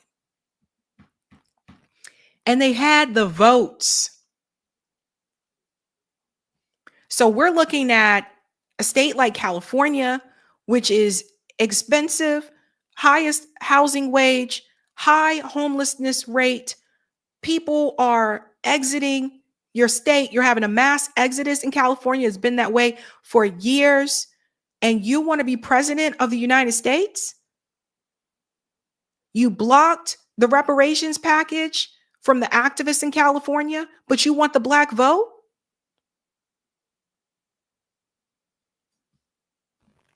See, because I don't forget. And apparently Blakely doesn't forget either. I thought this was pretty funny. She made this video. You guys have got to check this out. Stop trying to make Gavin Newsom happen. Stop trying to make Gavin Newsom happen. It's not going to happen. Yes, his office, it's not even him. It's like his hired interns or whatever are writing some really funny bangers on Twitter under his press office. Yeah, that's funny. It's great. They're trolling Trump using his own tactics. I enjoy it. We all can enjoy it. That doesn't mean he should be president. Like, first of all, it's already ridiculous because it's way too fucking early. And people are, don't criticize him. But second of all, absolutely not. I know you bitches love to just do more cowbell every time the Democrats fail. But Gavin Newsom, along with all the other bad Obama impersonators, is a terrible governor and would be a terrible president. He is nothing more than your typical fucking neoliberal doing the same shit that all the other failure of Democrats have been doing for the last 40 years. Just because a couple of his interns are doing some funny trolling of Trump doesn't mean he would be a good president. And it's actually so embarrassing the way that some of your standards are in hell. Like, he just comes out and is like, all right, maybe I might pretend like I'm fighting back against the Trump administration because I know I want to run for president. And all of you are like, oh my gosh, he's the answer. It's just like the ongoing refusal to ever learn a fucking lesson. Yeah, it's true. And it's so funny. It's like all it takes is for a couple of memes to get people right back into the habit of trusting these corporate corrupt politicians. It's just wild. It's wild. So does this mean war in Gavin Newsom's mind? Yes. I see a lot of people cheering it on. Like all of a sudden people just forgot that how corrupt and corporate Gavin Newsom is. Just like that, because you saw a couple of memes with him trolling Donald Trump. That has nothing to do with the way that he would govern. Never forget that. Let's go to some of the comments here, ladies and gents. Hey. JB says Gavin Newsom, aka a prick named Slickback. I always thought Gavin Newsom, like, he looked like one of the guys that's on one of the soap operas, like As the World Turns or something. The Days of Our Lives. Thank you, Dark Angel. Democrats give us centrism capitulation and crumbs. It's true. JB says Newsom homelessness policies are the same as DeSantis. Yeah. Thank you, Michelle. Let's talk about Butch Ware. That's right. Butch Ware. I need to bring Butch back on the show. Butch Ware is running for governor of California. He's running through the Green Party. Need to bring him back on. And Gudmunder says Newsom looks like one of them sleazy early 2000 pickup artists. He kind of does. He kind of does. Let's get the comment on Rockfin. We'll keep it moving. Oh my gosh. Thank you, Roger, for the tip on Rockfin. Property taxes is a product of the municipal government where Congress has no authority. So she's just pandering. I suspect not MJT watching YouTube, but her constituents. Best way to fertile the soil is TRICARE for all is remove hospitals. What? Best way to fertile the soil for TRICARE for all, is remove hospitals, nursing homes, clinics, medical facilities, etc. from speculative market, aka decommodification. And thank you for this one. Anti-reparation is anti-cow care, aka single payer refusal to bring down housing costs and rent rates, leading to a massive homelessness crisis and emergency exodus out of California. Allows greedy bastards like the Resnicks to hog up all the water. Allows private equity to take a hold and run wild. These are things that we must spotlight with him. Yep, that's all under his reign, ladies and gentlemen. All under his reign. Quick announcement, ladies and gents, and then we will move on to the next story here. Just a reminder, guys, my fundraiser for my documentary. I do have my documentary coming. We're getting closer and closer. I met with the editor yesterday, and the trailer, I saw part of the trailer already. So we will have a teaser trailer for you, hopefully next week. So I'll be able to show it to you when I get back. But we are fundraising for the documentary. I put it on hold because I know we were doing the back to school event. So I put the fundraising on hold.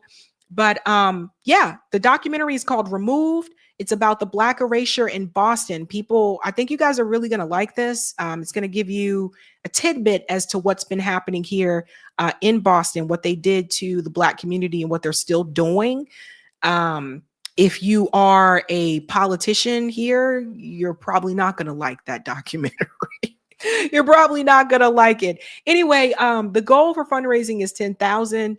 We're pretty much almost there. We've done pretty well. If you want to donate, this goes to Scott. He's my editor. That's where the fundraising is going to. So I pay him. He's been doing like a really good job. So if you guys can help, I will share this with you in the chat as soon as I find the share thing. There we go. Thank you guys very much. I am very much looking forward to it. Like I said, every week that we meet, it keeps making more and more progress. So I got to tell you guys, though, making a documentary is a lot of work. It's a lot. It's a lot. It's a lot. Oh, my God. It's a lot. But we're getting there. We're getting there. All right. Let's move on to the next story. This one is wild, but we got to talk about it. Okay.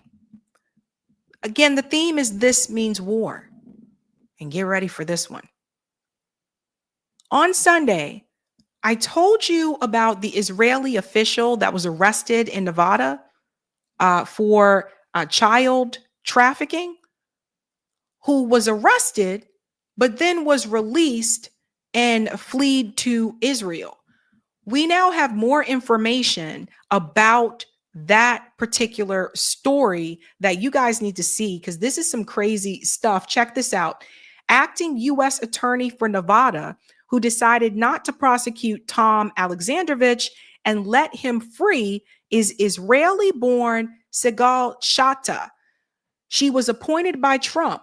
Tom is Netanyahu's cyber chief. He was arrested and charged and jailed in Vegas in a child predator sting, then sent to Israel free alongside with 8 others. So the woman here on the left, that's the attorney general in Nevada.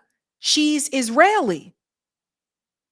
So she had her hand in this as well. When I covered this story on Sunday, we didn't have this part of the information, but more continues to come out about the story. So she protected him, and she's not the only one.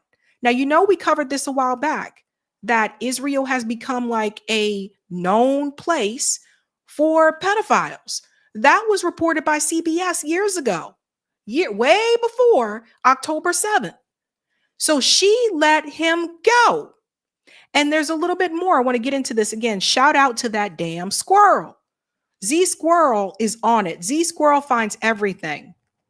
This is really astonishing. Israeli Zionist Sigal Shatta, who was recently made U.S. Attorney for Nevada by Trump, despite over 100 judges saying she is a deranged freak who only cares about her precious Israel, deleted her personal account and is now using her government account to shamelessly deflect and lie about letting free the top Israeli intelligence official who was caught in a sting operation trying to sexually assault children with 8 others. The only one out of the 8 who was let go after the Israeli government phoned the FBI in Chata to demand his immediate release. So here's the other part. She's trying to blame this all on a liberal. Watch this. So she deleted her personal accounts and now she is tweeting from her U.S. attorney account. A liberal district judge and state court judge in Nevada failed to require an alleged child molester to surrender his passport, which allowed him to flee our country. The attorney general, Pam Bondi, just called me outraged, and she also called the FBI director Kosh. The individual who fled our country should have had his passport seized by the state authorities. He must be returned immediately to face justice. So this was after people came after her that she made this statement, right? Notice she doesn't mention his name, even though the arrest record is public. And there's more. Check this out. Again, shout out to the squirrel. Just to repeat, a sting operation by the FBI and local police in Las Vegas caught an Israeli top intel official with 7 others trying to sexually assault American children. The Israeli regime called Israeli Sigal Shatta to demand his release, and he was let go. Let me highlight this again. The Israeli regime contacted her and demanded his release, and he was let go. So the tweet that she posted, that was just a lie, her trying to cover her ass because she got outed. She was exposed, which is why she deleted her other Twitter account, her personal one. She can't delete this one. If you're a politician, you can't delete your political account. You can't block people from the political account either. So do you guys see, like, when I say just how much control Israel has on our government, do you see what I was talking about? So I always question when I see people pointing fingers at all the, you got to be going after power. You got to challenge, look at the power. Look at who's in power. Who's really making these decisions? Now, this is wild because this whole thing, it is causing an outrage. Like MAGA is upset because this happened. MAGA erupts after Israeli official charged in child sex ring. Let me come back here. Flees. So let's get into this a little bit here. Also, of course, Marjorie Taylor Greene is one of the ones that has been vocal against this. MAGA is pushing the Trump administration to explain why an Israeli official who was arrested in an undercover child sex sting in Nevada was allowed to leave the U.S. after posting bail. Yeah, people should be asking these questions, man. I don't know. Like, this is what I was talking about. And I don't know why, but with Axios, they never make it to where you can enlarge this the right way. But it says that the outrage marks the latest fissure between Israel and MAGA, which already faces a generational divide over how much the U.S. should support Israel amid the war and humanitarian crisis. So and it goes into that he was a senior Israeli cybersecurity official. And that's another thing. He worked for cybersecurity. Wait till I tell you what he was here doing. Aside from that, Wait till I tell you what else he was here for. See, this is what I'm saying, man. This is getting crazy. Tom, he posted a $10,000 bail without appearing before a judge and quickly fled to Israel. A $10,000 bail. But you have people here who get like $100,000 bail, who don't do anything near like what he was trying to do. He was going after children. They let him go.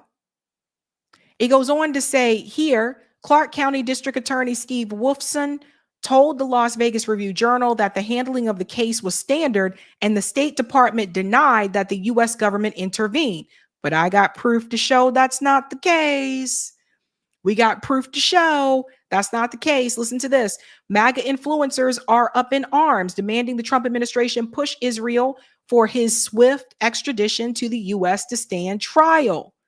So there's a lot happening here, but the U.S. did intervene.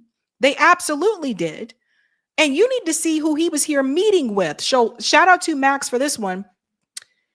Tom Alexandrovich, accused Israeli child sex predator who fled the U.S., had meetings with the FBI and the NSA officials during and after the Black Hat cybersecurity conference. Here is the text. Alexandrov stated he was meeting with the NSA tomorrow and had met several BOOED people and NSA people over the past week. Alexandrov described the BOOED agents as one white guy who was tall and bald and one black guy.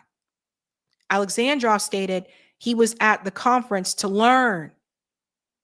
He also stated he was in the U.S. approximately 3 months ago for a cryptocurrency conference in New York City. Ladies and gentlemen, so an Israeli that works in cyber security was here in the U.S. meeting with the NSA and the FBI.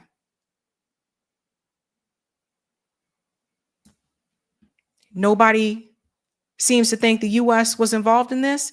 Well, they were. In fact, you'll see this here. Even Grok, this is funny. Grok is the AI tool on X. Even Grok says it. Yes, reports confirm Trump intervened at Israel's request to release Tom, arrested in the U.S. child predator sting, allowing his swift return despite felony charges. Grok comes in as like AI tool. It comes in to correct this, right? So they came in, but here's also the proof here. Just in, the Trump administration directly intervened at Israel's request to release Israeli cybersecurity official Tom Alexandrovich, charged with sex crimes against children, and give him a safe passage to Israel. Here's the text here. As you can see, I have now confirmed with officers involved in the sting that Trump administration personally intervened at Israel's request to override U.S. law enforcement, including their own federal agents involved in the sting, to make sure that Alexandrovich got back to Israel quickly and safely.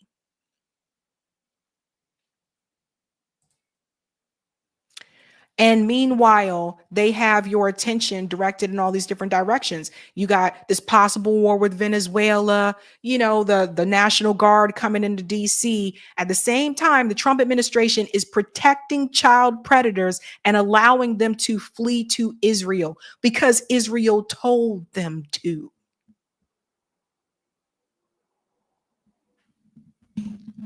That's not America first.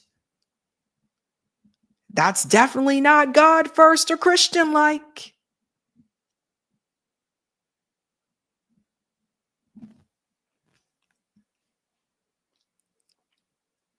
This is very like, and at the bottom here, it says, the officers told me they couldn't believe it. They had worked for weeks with the FBI, Homeland Security, and the Nevada Internet Crimes Against Children Task Force to run this sting. They caught Alexandrovich red-handed. They booked him, charged him, and logged him into the Henderson County system like every other suspect. And then, despite the Trump administration itself authorizing the sting, Trump's own team stepped in and blew up their work. They expedited his release and return to Israel. They expedited his release. But they got the National Guard marching into DC to come after you.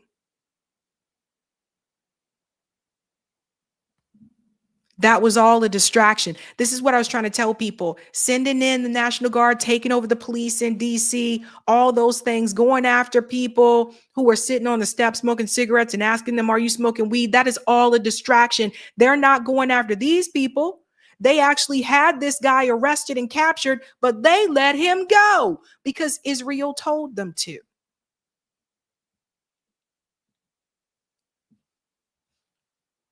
I think Nico did a really good job getting into this as well. I want to show you what Nico said. It's really insane when you think about it, guys, but this is what's been happening. And that's why I try to tell you, focus on power. Who is in power? Stop pointing your fingers at other people who are poor, people who are working class. Stop pointing your fingers at those people. Look at what's going on with the people who are in power. The same people who sat up there and told you, protect the children. We got to care about the children. Just let this guy go free because Israel told them to. Crazy days. There are new disturbing revelations in this felony pedo case involving the executive director of Israel's cybersecurity directorate, and almost no one in mainstream media is talking about. So if you've never heard about this, just know an Israeli official handpicked by Netanyahu got caught in a sting operation that caught several pedos using a computer to solicit sex from minors. Guys, this is a huge story. Every mainstream media outlet should be covering it, especially after the revelations that came out recently. For example, Israel came out and said that Tom was not arrested, but instead detained, and that he returned to Israel on a scheduled date, leaving out some important facts. Tom was not detained. He was, in fact, arrested and given a $10,000 bail bond. There is a significant difference between detained and arrested, especially when you are given bail and released on bail, because that usually means you have a court date. And Tom does have a court date in a week, and yet was still allowed to return back to Israel. But they coming after you guys. They on the street targeting everybody else. They're out there telling people, oh, we got to crack down in DC and get the crime out of here and yada, yada. But they let this guy go free. A guy who they caught committing a crime, a serious crime.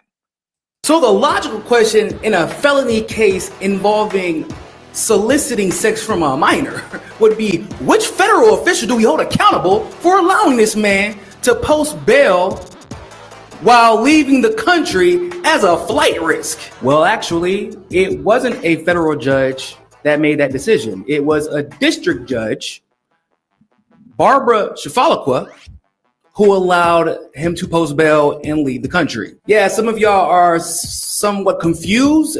Your confusion is justified, because why the hell would a district judge be making that decision? Enter Israeli-born U.S. Attorney of Nevada, Sigal Shatta. I'm Sigal Shatta, an Israeli-born lawyer running to be America's #1 conservative attorney general. Yes, ladies and gentlemen, you heard that right. Israeli-born.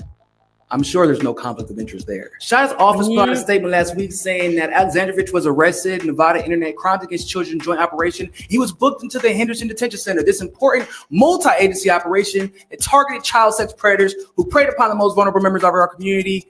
And as a result of the operation, the Clark County District Attorney's Office is handling the prosecution. Yes, ladies and gentlemen, somehow, in a statement, Shatta puts out acknowledging that all of these federal agencies were involved in an operation that led to felony charges.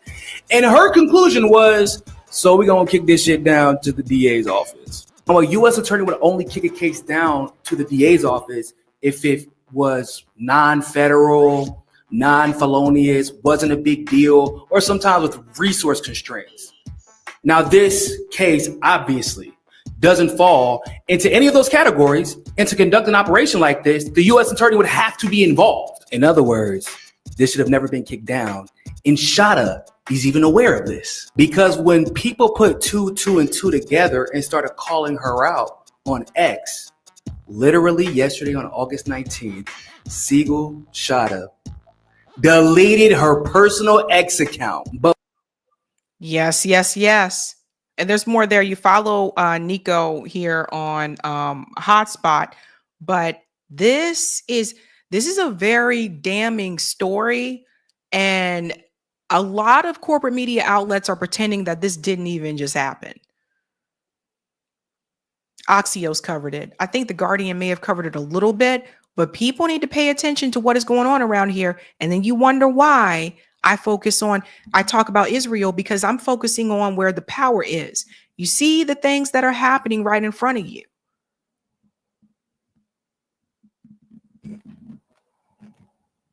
Just like that. And there will be more distractions that will come your way. There will be more distractions that will come your way so that you're not focusing on things like this. We'll let Nico finish up here.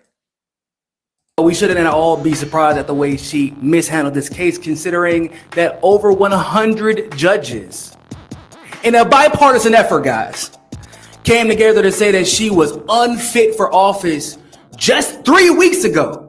And the sting operation happened 2 weeks ago. 116 judges said that she was unfit for office, and then she literally goes on to prove them correct.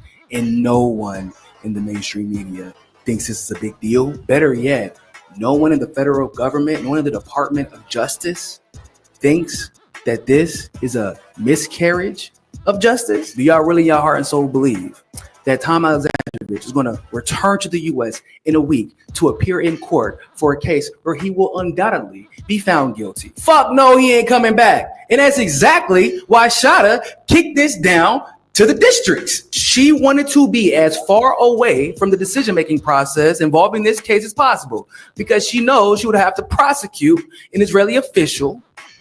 And we know Zionists don't like holding each other accountable. That's a no-no in the Zionist community. So yet again, another pedo gets to flee from the United States mid-investigation and hide out in Israel. And here we go again.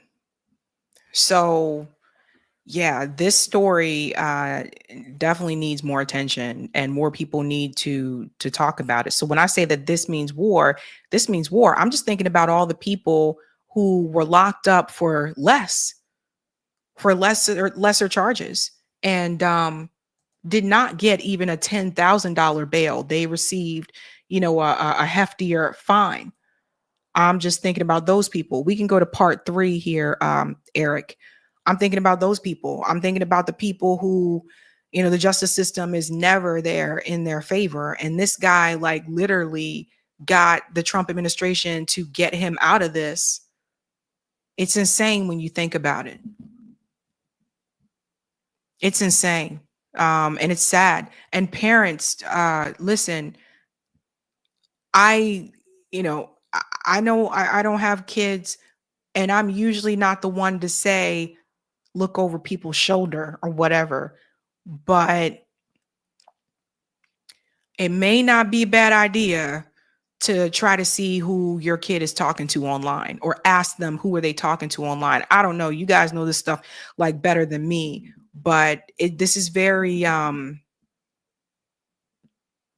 it's scary. It's disturbing. And what makes it worse is that they got him and they let it go. So the reality is the Trump administration is protecting now combine it with Epstein.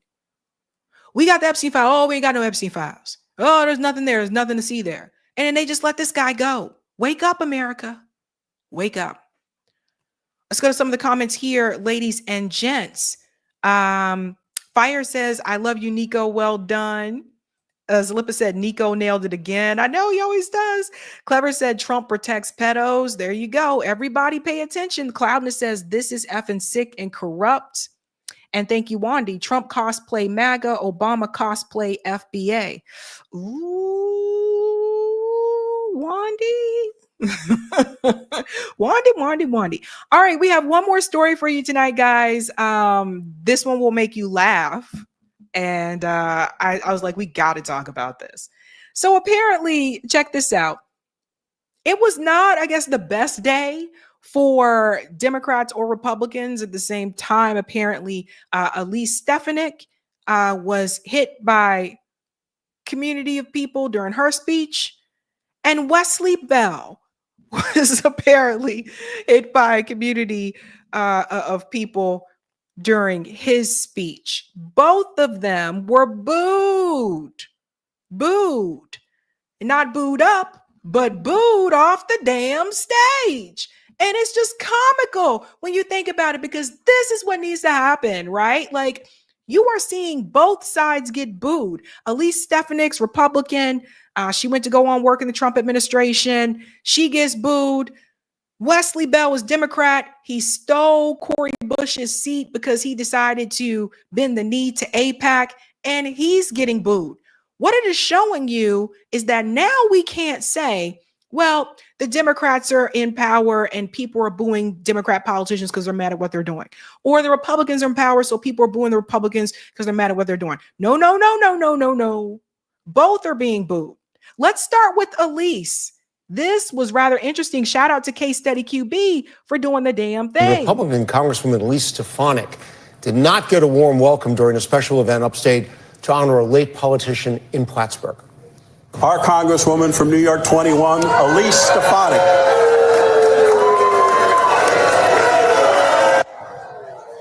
Stefanik, who has been hinting that she may run for governor of New York, tried to address the crowd twice. Protesters booed her. Those in the crowd shouted shame and unseal the Epstein files. When Stefanik tried to speak, many demanded she hold a town hall. She won't hold a town hall. She won't take questions. She's never at her office. With the recent cuts that just got passed, like, we're all going to be affected by rural hospitals, by Hudson Headwaters potentially being affected, our only clinic. Today's event was about honoring John Zerlo. It is a disgusting disgrace that this is what the far left does. Now, the Democratic National... I don't think those were all people on the left. I think some of those people were people that voted for Elise Stefanik. Elise Stefanik is a Republican. So don't forget, people forget this, but yes, there are Republicans in New York. But I don't think that was all people on the left. And when she's talking about the rural hospitals, that's what the other woman said there. We sounded the alarm about that. I told you those rural hospitals are going to get hit. So Elise Stefanik is, she's part of the Trump administration. She walked her little happy ass across that stage when he called her name and said, come on out here. She was happy to walk across that stage like she was on The Price is Right. Come on down. And she ain't happy now because people had some things to say. What do you expect them to do? That's the far left does. Now, the Democratic National Committee commented on the incident, writing on social media in part, quote, "That's what happens when you sell out your constituents to Donald Trump," unquote. Damn. At the scene there from Good Times, one of the more iconic scenes. Is actually not funny. If you watch the show, that scene isn't funny, but people make it funny because it was just kind of funny the way that she did it. Here's a close up here. I want you guys to see it all up close and personal. Elise Stefanik gets booed off the stage twice at an event in her district.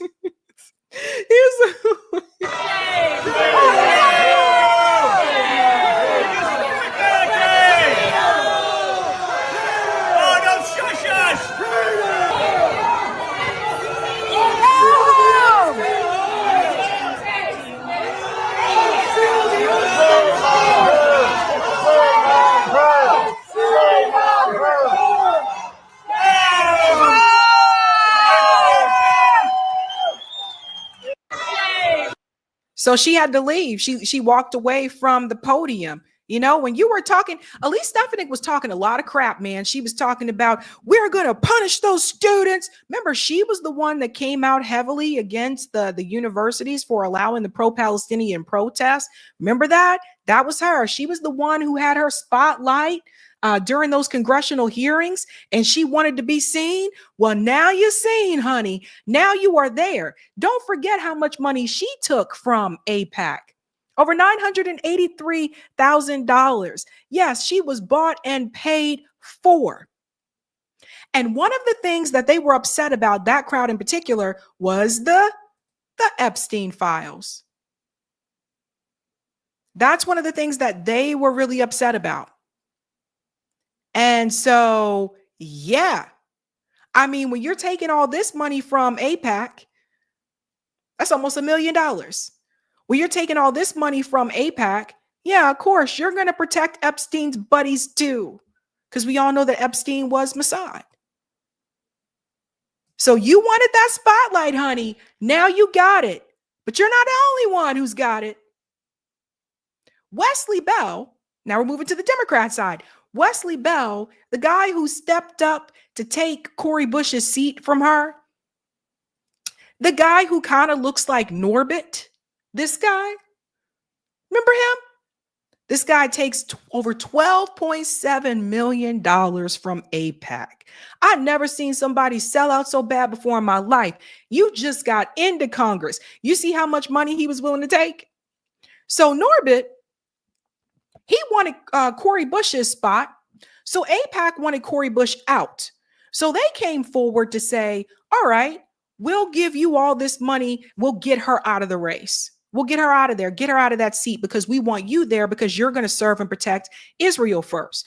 Well, Wesley, you wanted that spot, boo. Now you got it. And now that you have it, you got to deal with the consequences. So check this out. Apparently his constituents weren't too happy to see him either. Listen to this. Within the past 2 hours, a contentious town hall debate wrapped up with Congressman Wesley Bell in downtown St. Louis.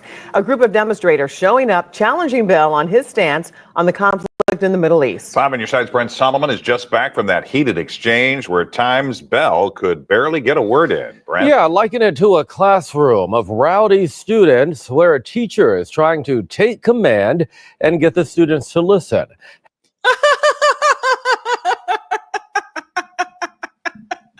I'm sorry, but it's kind of funny because I saw this and I was like, what is up with dude's voice? Yes, I liken it to a classroom where the teacher is trying to get their attention and they're just not listening. Half of the room coming out to genuinely hear what the congressman had to say. The other side pushing back, yelling, and at times even standing and turning their back. Get out, ma'am. Got to go. Security in the white. So why not? Let's talk about it. So let's talk about it then. Can we talk? Can we talk? Can we talk? You can't. Congressman Wesley Bell in his second town hall after winning his seat in the U.S. House.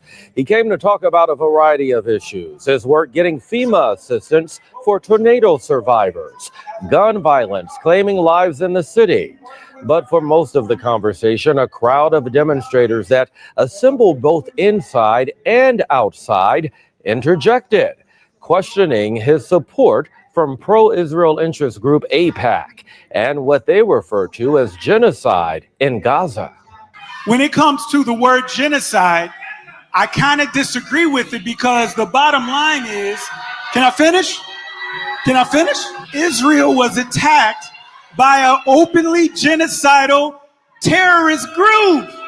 Like, how do you get around that? We need to search. Those are the AIPAC talking points. He's just repeating what AIPAC says. It's so clear, right? Who is killing the people? Who's killing the people?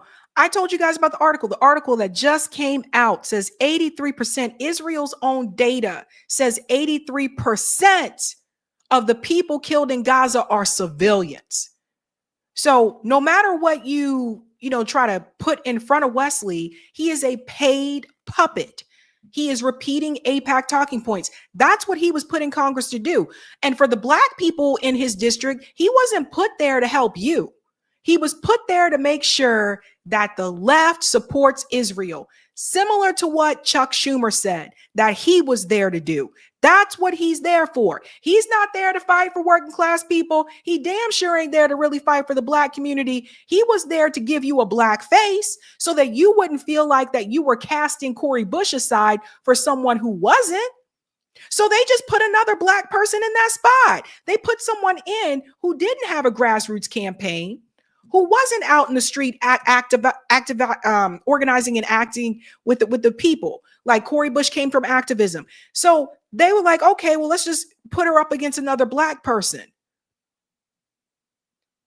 and make you think that he was going to do something more for the black community that Cori Bush wasn't doing. But in reality, his job was to go there to make sure that he fulfills the pro-Israel agenda. That's it.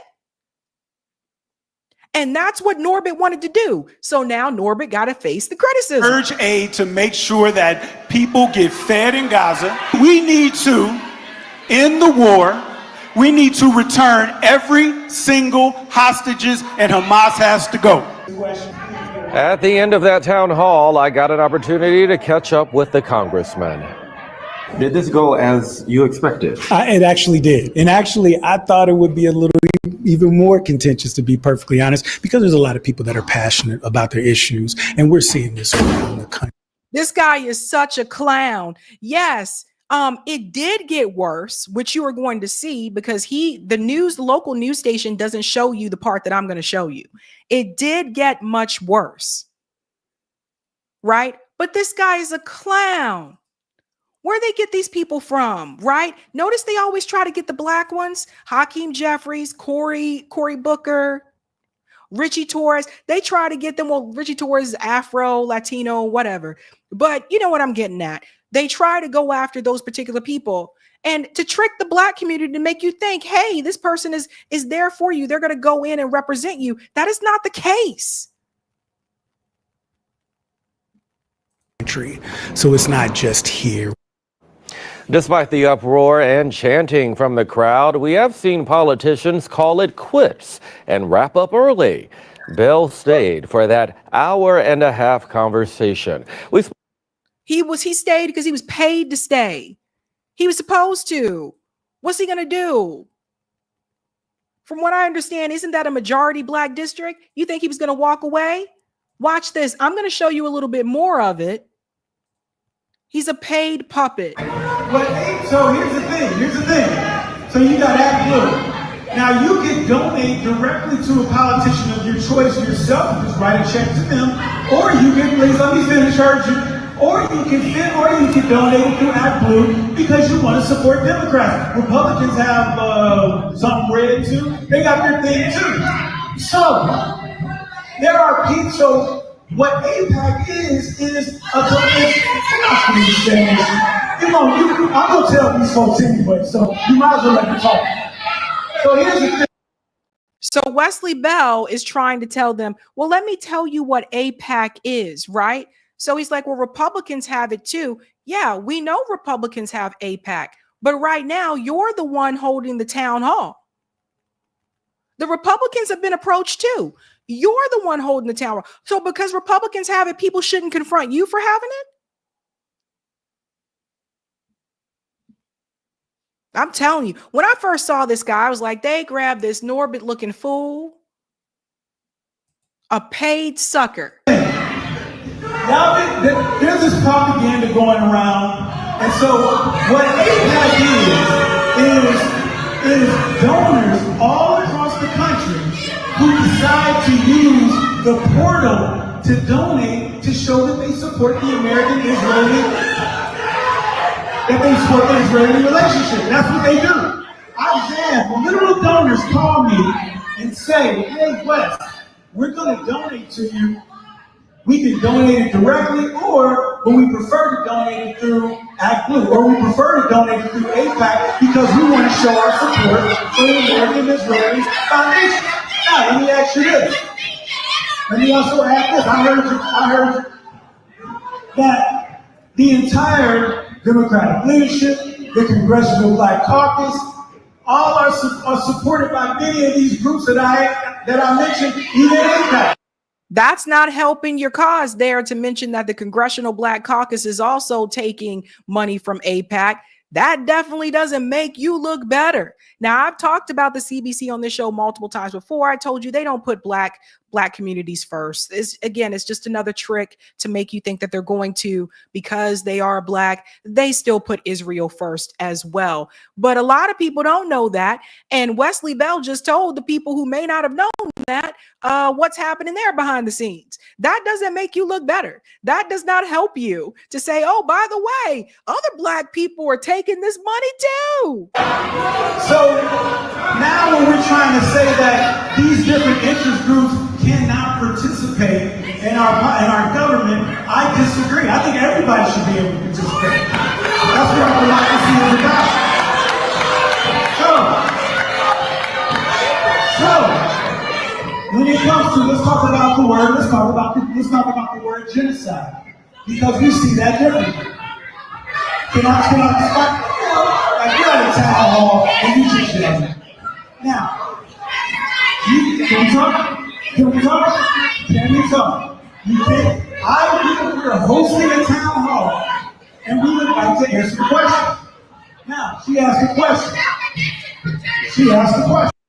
That's the part about the genocide part that he already said. On the other parts, I'm gonna fast forward a little bit here. See, these are the AIPAC talking points when he gets into each time a two-state solution. See, watch. There were 5 different times where a two-state solution was on the table, and each time it was not Israel accepted it. And it came out. I don't teach you how to Okay, so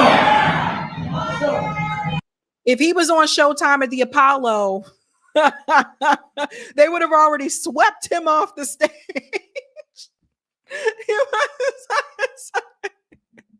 He would have already been swept off the stage if this was Showtime at the Apollo. So do you see the AIPAC talking points? Oh, two-state solution has been on the table multiple times, and every time Israel said yes. That's a lie. We've proven that before multiple times on this show. They also did not want to give Palestinian people the right to return. That's important for people to know. 2, Benjamin Netanyahu has told you multiple times, even prior to October 7th, he did not agree to a two-state solution. Right? So I think the people in the audience, they know the truth. You see, guys, this is all over the U.S. He's in the Midwest. It's all over the U.S. People know what's going on. People been paying attention. So he won't say it's a genocide because AIPAC paid him not to. He's going to say that it's the Palestinians' fault because they turned down two-state solution, because that's what AIPAC paid him to do. And let's say that is the case. I want to prove a point. Let's say that is the case. So what if they would have turned it down? That doesn't give you the right to kill them. You see how stupid he sounds? You see how dumb that really sounds?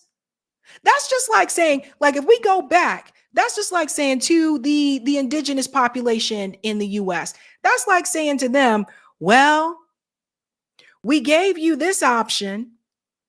And so since you didn't want to give us your land, you didn't want to do this, we decided to just try to kill much of you. That's like making the case for the slaughter against the indigenous population in this country because they didn't bend over backwards to the colonial powers. That's how stupid he sounds. And he's a black guy saying it. That's how stupid and foolish he sounds. Jesus Christ. Oh, well, we gave you, oh, black people, we tried, we let you sit in the back of the bus. Well, you're not slaves anymore.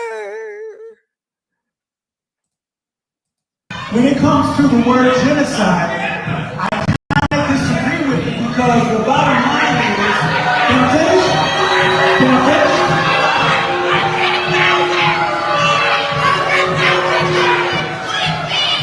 I disagree with the term because Israel was attacked by an openly genocidal genocidal terrorist group.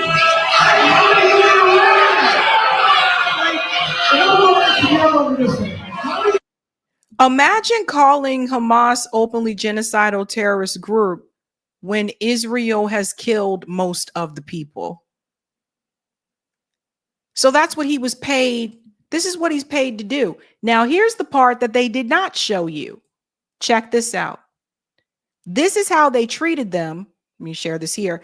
Ryan Grimm shared this. St. Louis police and security for Representative Wesley Bell got quite rough with his town hall attendees at the end of the recent event. This is the part they did not show you on the local news. Here come the police.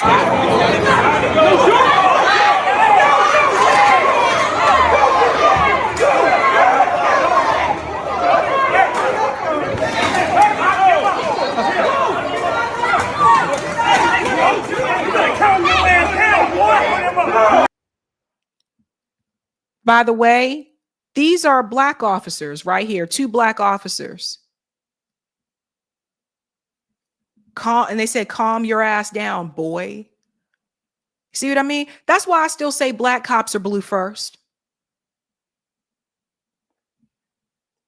Look at this, all this for Israel. They don't like you either. I don't know. Does anybody know who these officers are? If you're watching, you know their names, these officers. You should let them know Israel don't like them either.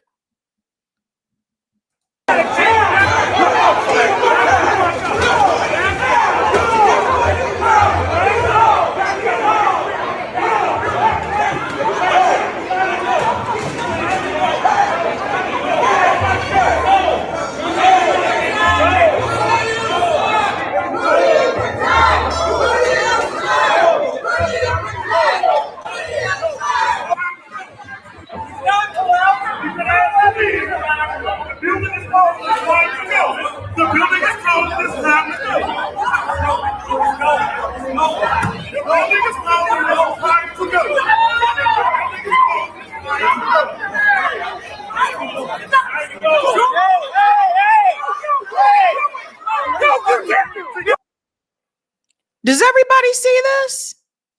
Isn't this crazy? They willing to do all this for a racist genocidal state. They don't even like you. They don't even like you. This is crazy. Get the You better get your money. You better calm your ass down, boy.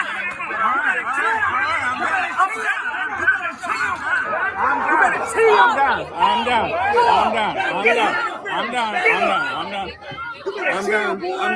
Get your ass up. Let's go. Let's roll. I'm going.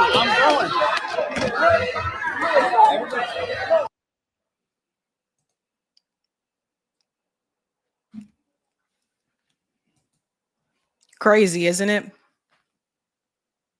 Crazy, crazy, crazy. All that to protect a politician who don't give a damn about you. But nevertheless, I will say that I think it's hilarious. Well, this part, I think it's hilarious that Elise and Wesley are getting that same energy, that same type of treatment, because people are paying attention. People are paying closer attention now than they used to before. Gone are the days of Obama and the Bushes and Clinton. People are more focused. And people are starting to notice, hey, you said one thing when you were running, and now you're not doing what you said you would do. People are starting to pay attention to where the money is coming from. And that is the most important part. The funny part about all this, I mean, Wesley Bell is in Congress. I mean, that's just a 2-year term. He can be gone, replaced with somebody else like that. Elise Stefanik, who's all over the damn place. 1 minute, I think she was, congressional and then a part of the Trump administration. Now she says she wants to run for governor of New York. Good luck. Kiss your governor dreams goodbye. because people are not happy with you. If your own constituents are pissed at you, you can kiss your gubernatorial dreams of New York goodbye. And Wesley, well, you know, like I said, it's a 2-year term. Someone else may try to run against him at some point, and then you'll just go back to being in orbit.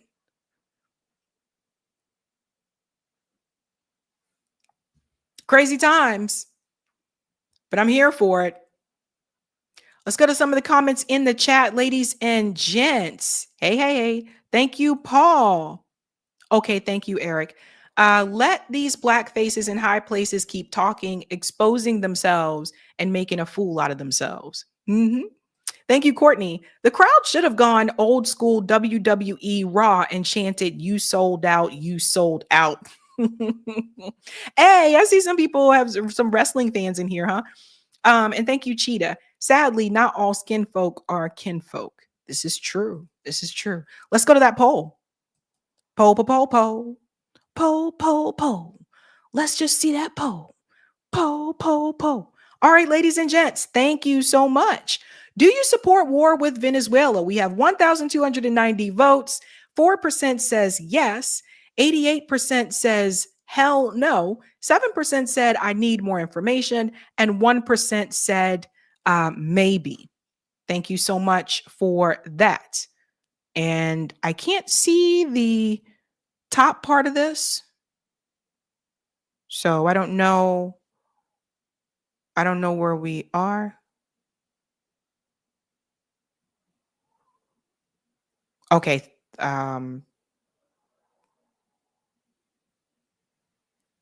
Oh, okay. Thanks. Thank you, Roger, for the tip on Rockfin. After what the Democratic Party did when Sanders and AOC and the squad through his campaign made them reveal who they really are. It took some time, y'all. But with the news the way it is, now indie regular registration going up and the chickens have come home to roost. Institutions not meeting target registration numbers, the Democratic Party, the military, college institutions, where their numbers are up, independent registration, vocational schools, and apprenticeship programs. There is hope for the future. And thank you for this one. Missouri is a state where voters don't register under a party. So everyone is independent by default. Therefore, start running and voting indie candidates. It's also a state that allows voters to run CBIs as amendments and laws.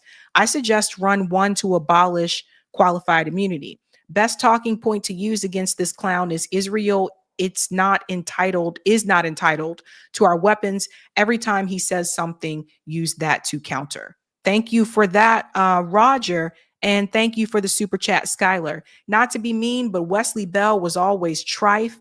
From the $12 milli in APAC cash to lying to Cori Bush on tape that he was not running against her.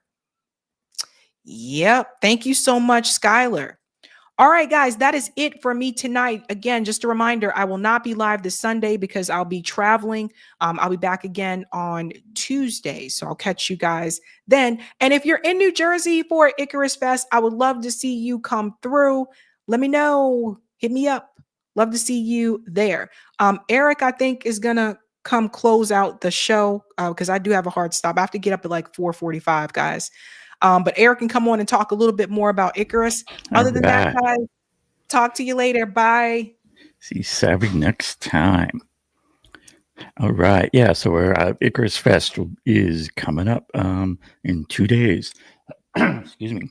Yeah. Saturday in New Jersey.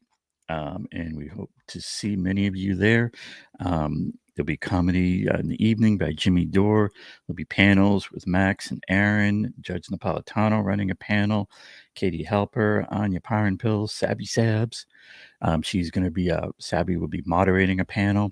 And we got Gray Zone reporters, Wyatt Jarrett, Jeremy, Kit Clarenberg, Christian Parenti, Thaddeus Russell. So great lineup. Excuse me, great lineup there. We'll also be doing a live stream of the show on the Gray Zone channel. And yeah, we hope to see all of you then, one way or another, or you can see us. And that is going to close down our show. You can catch Sabby. I think her next live will be next Tuesday because, like she said, she's going to be traveling on Sunday. But I think we'll be able to get her panel also up on Sabby's channel as a clip. And that is going to do us for tonight. So let me just find the right click point. Here we are. There we go. Sorry, just finding the right play out thing. Wait. Yeah, that's the one.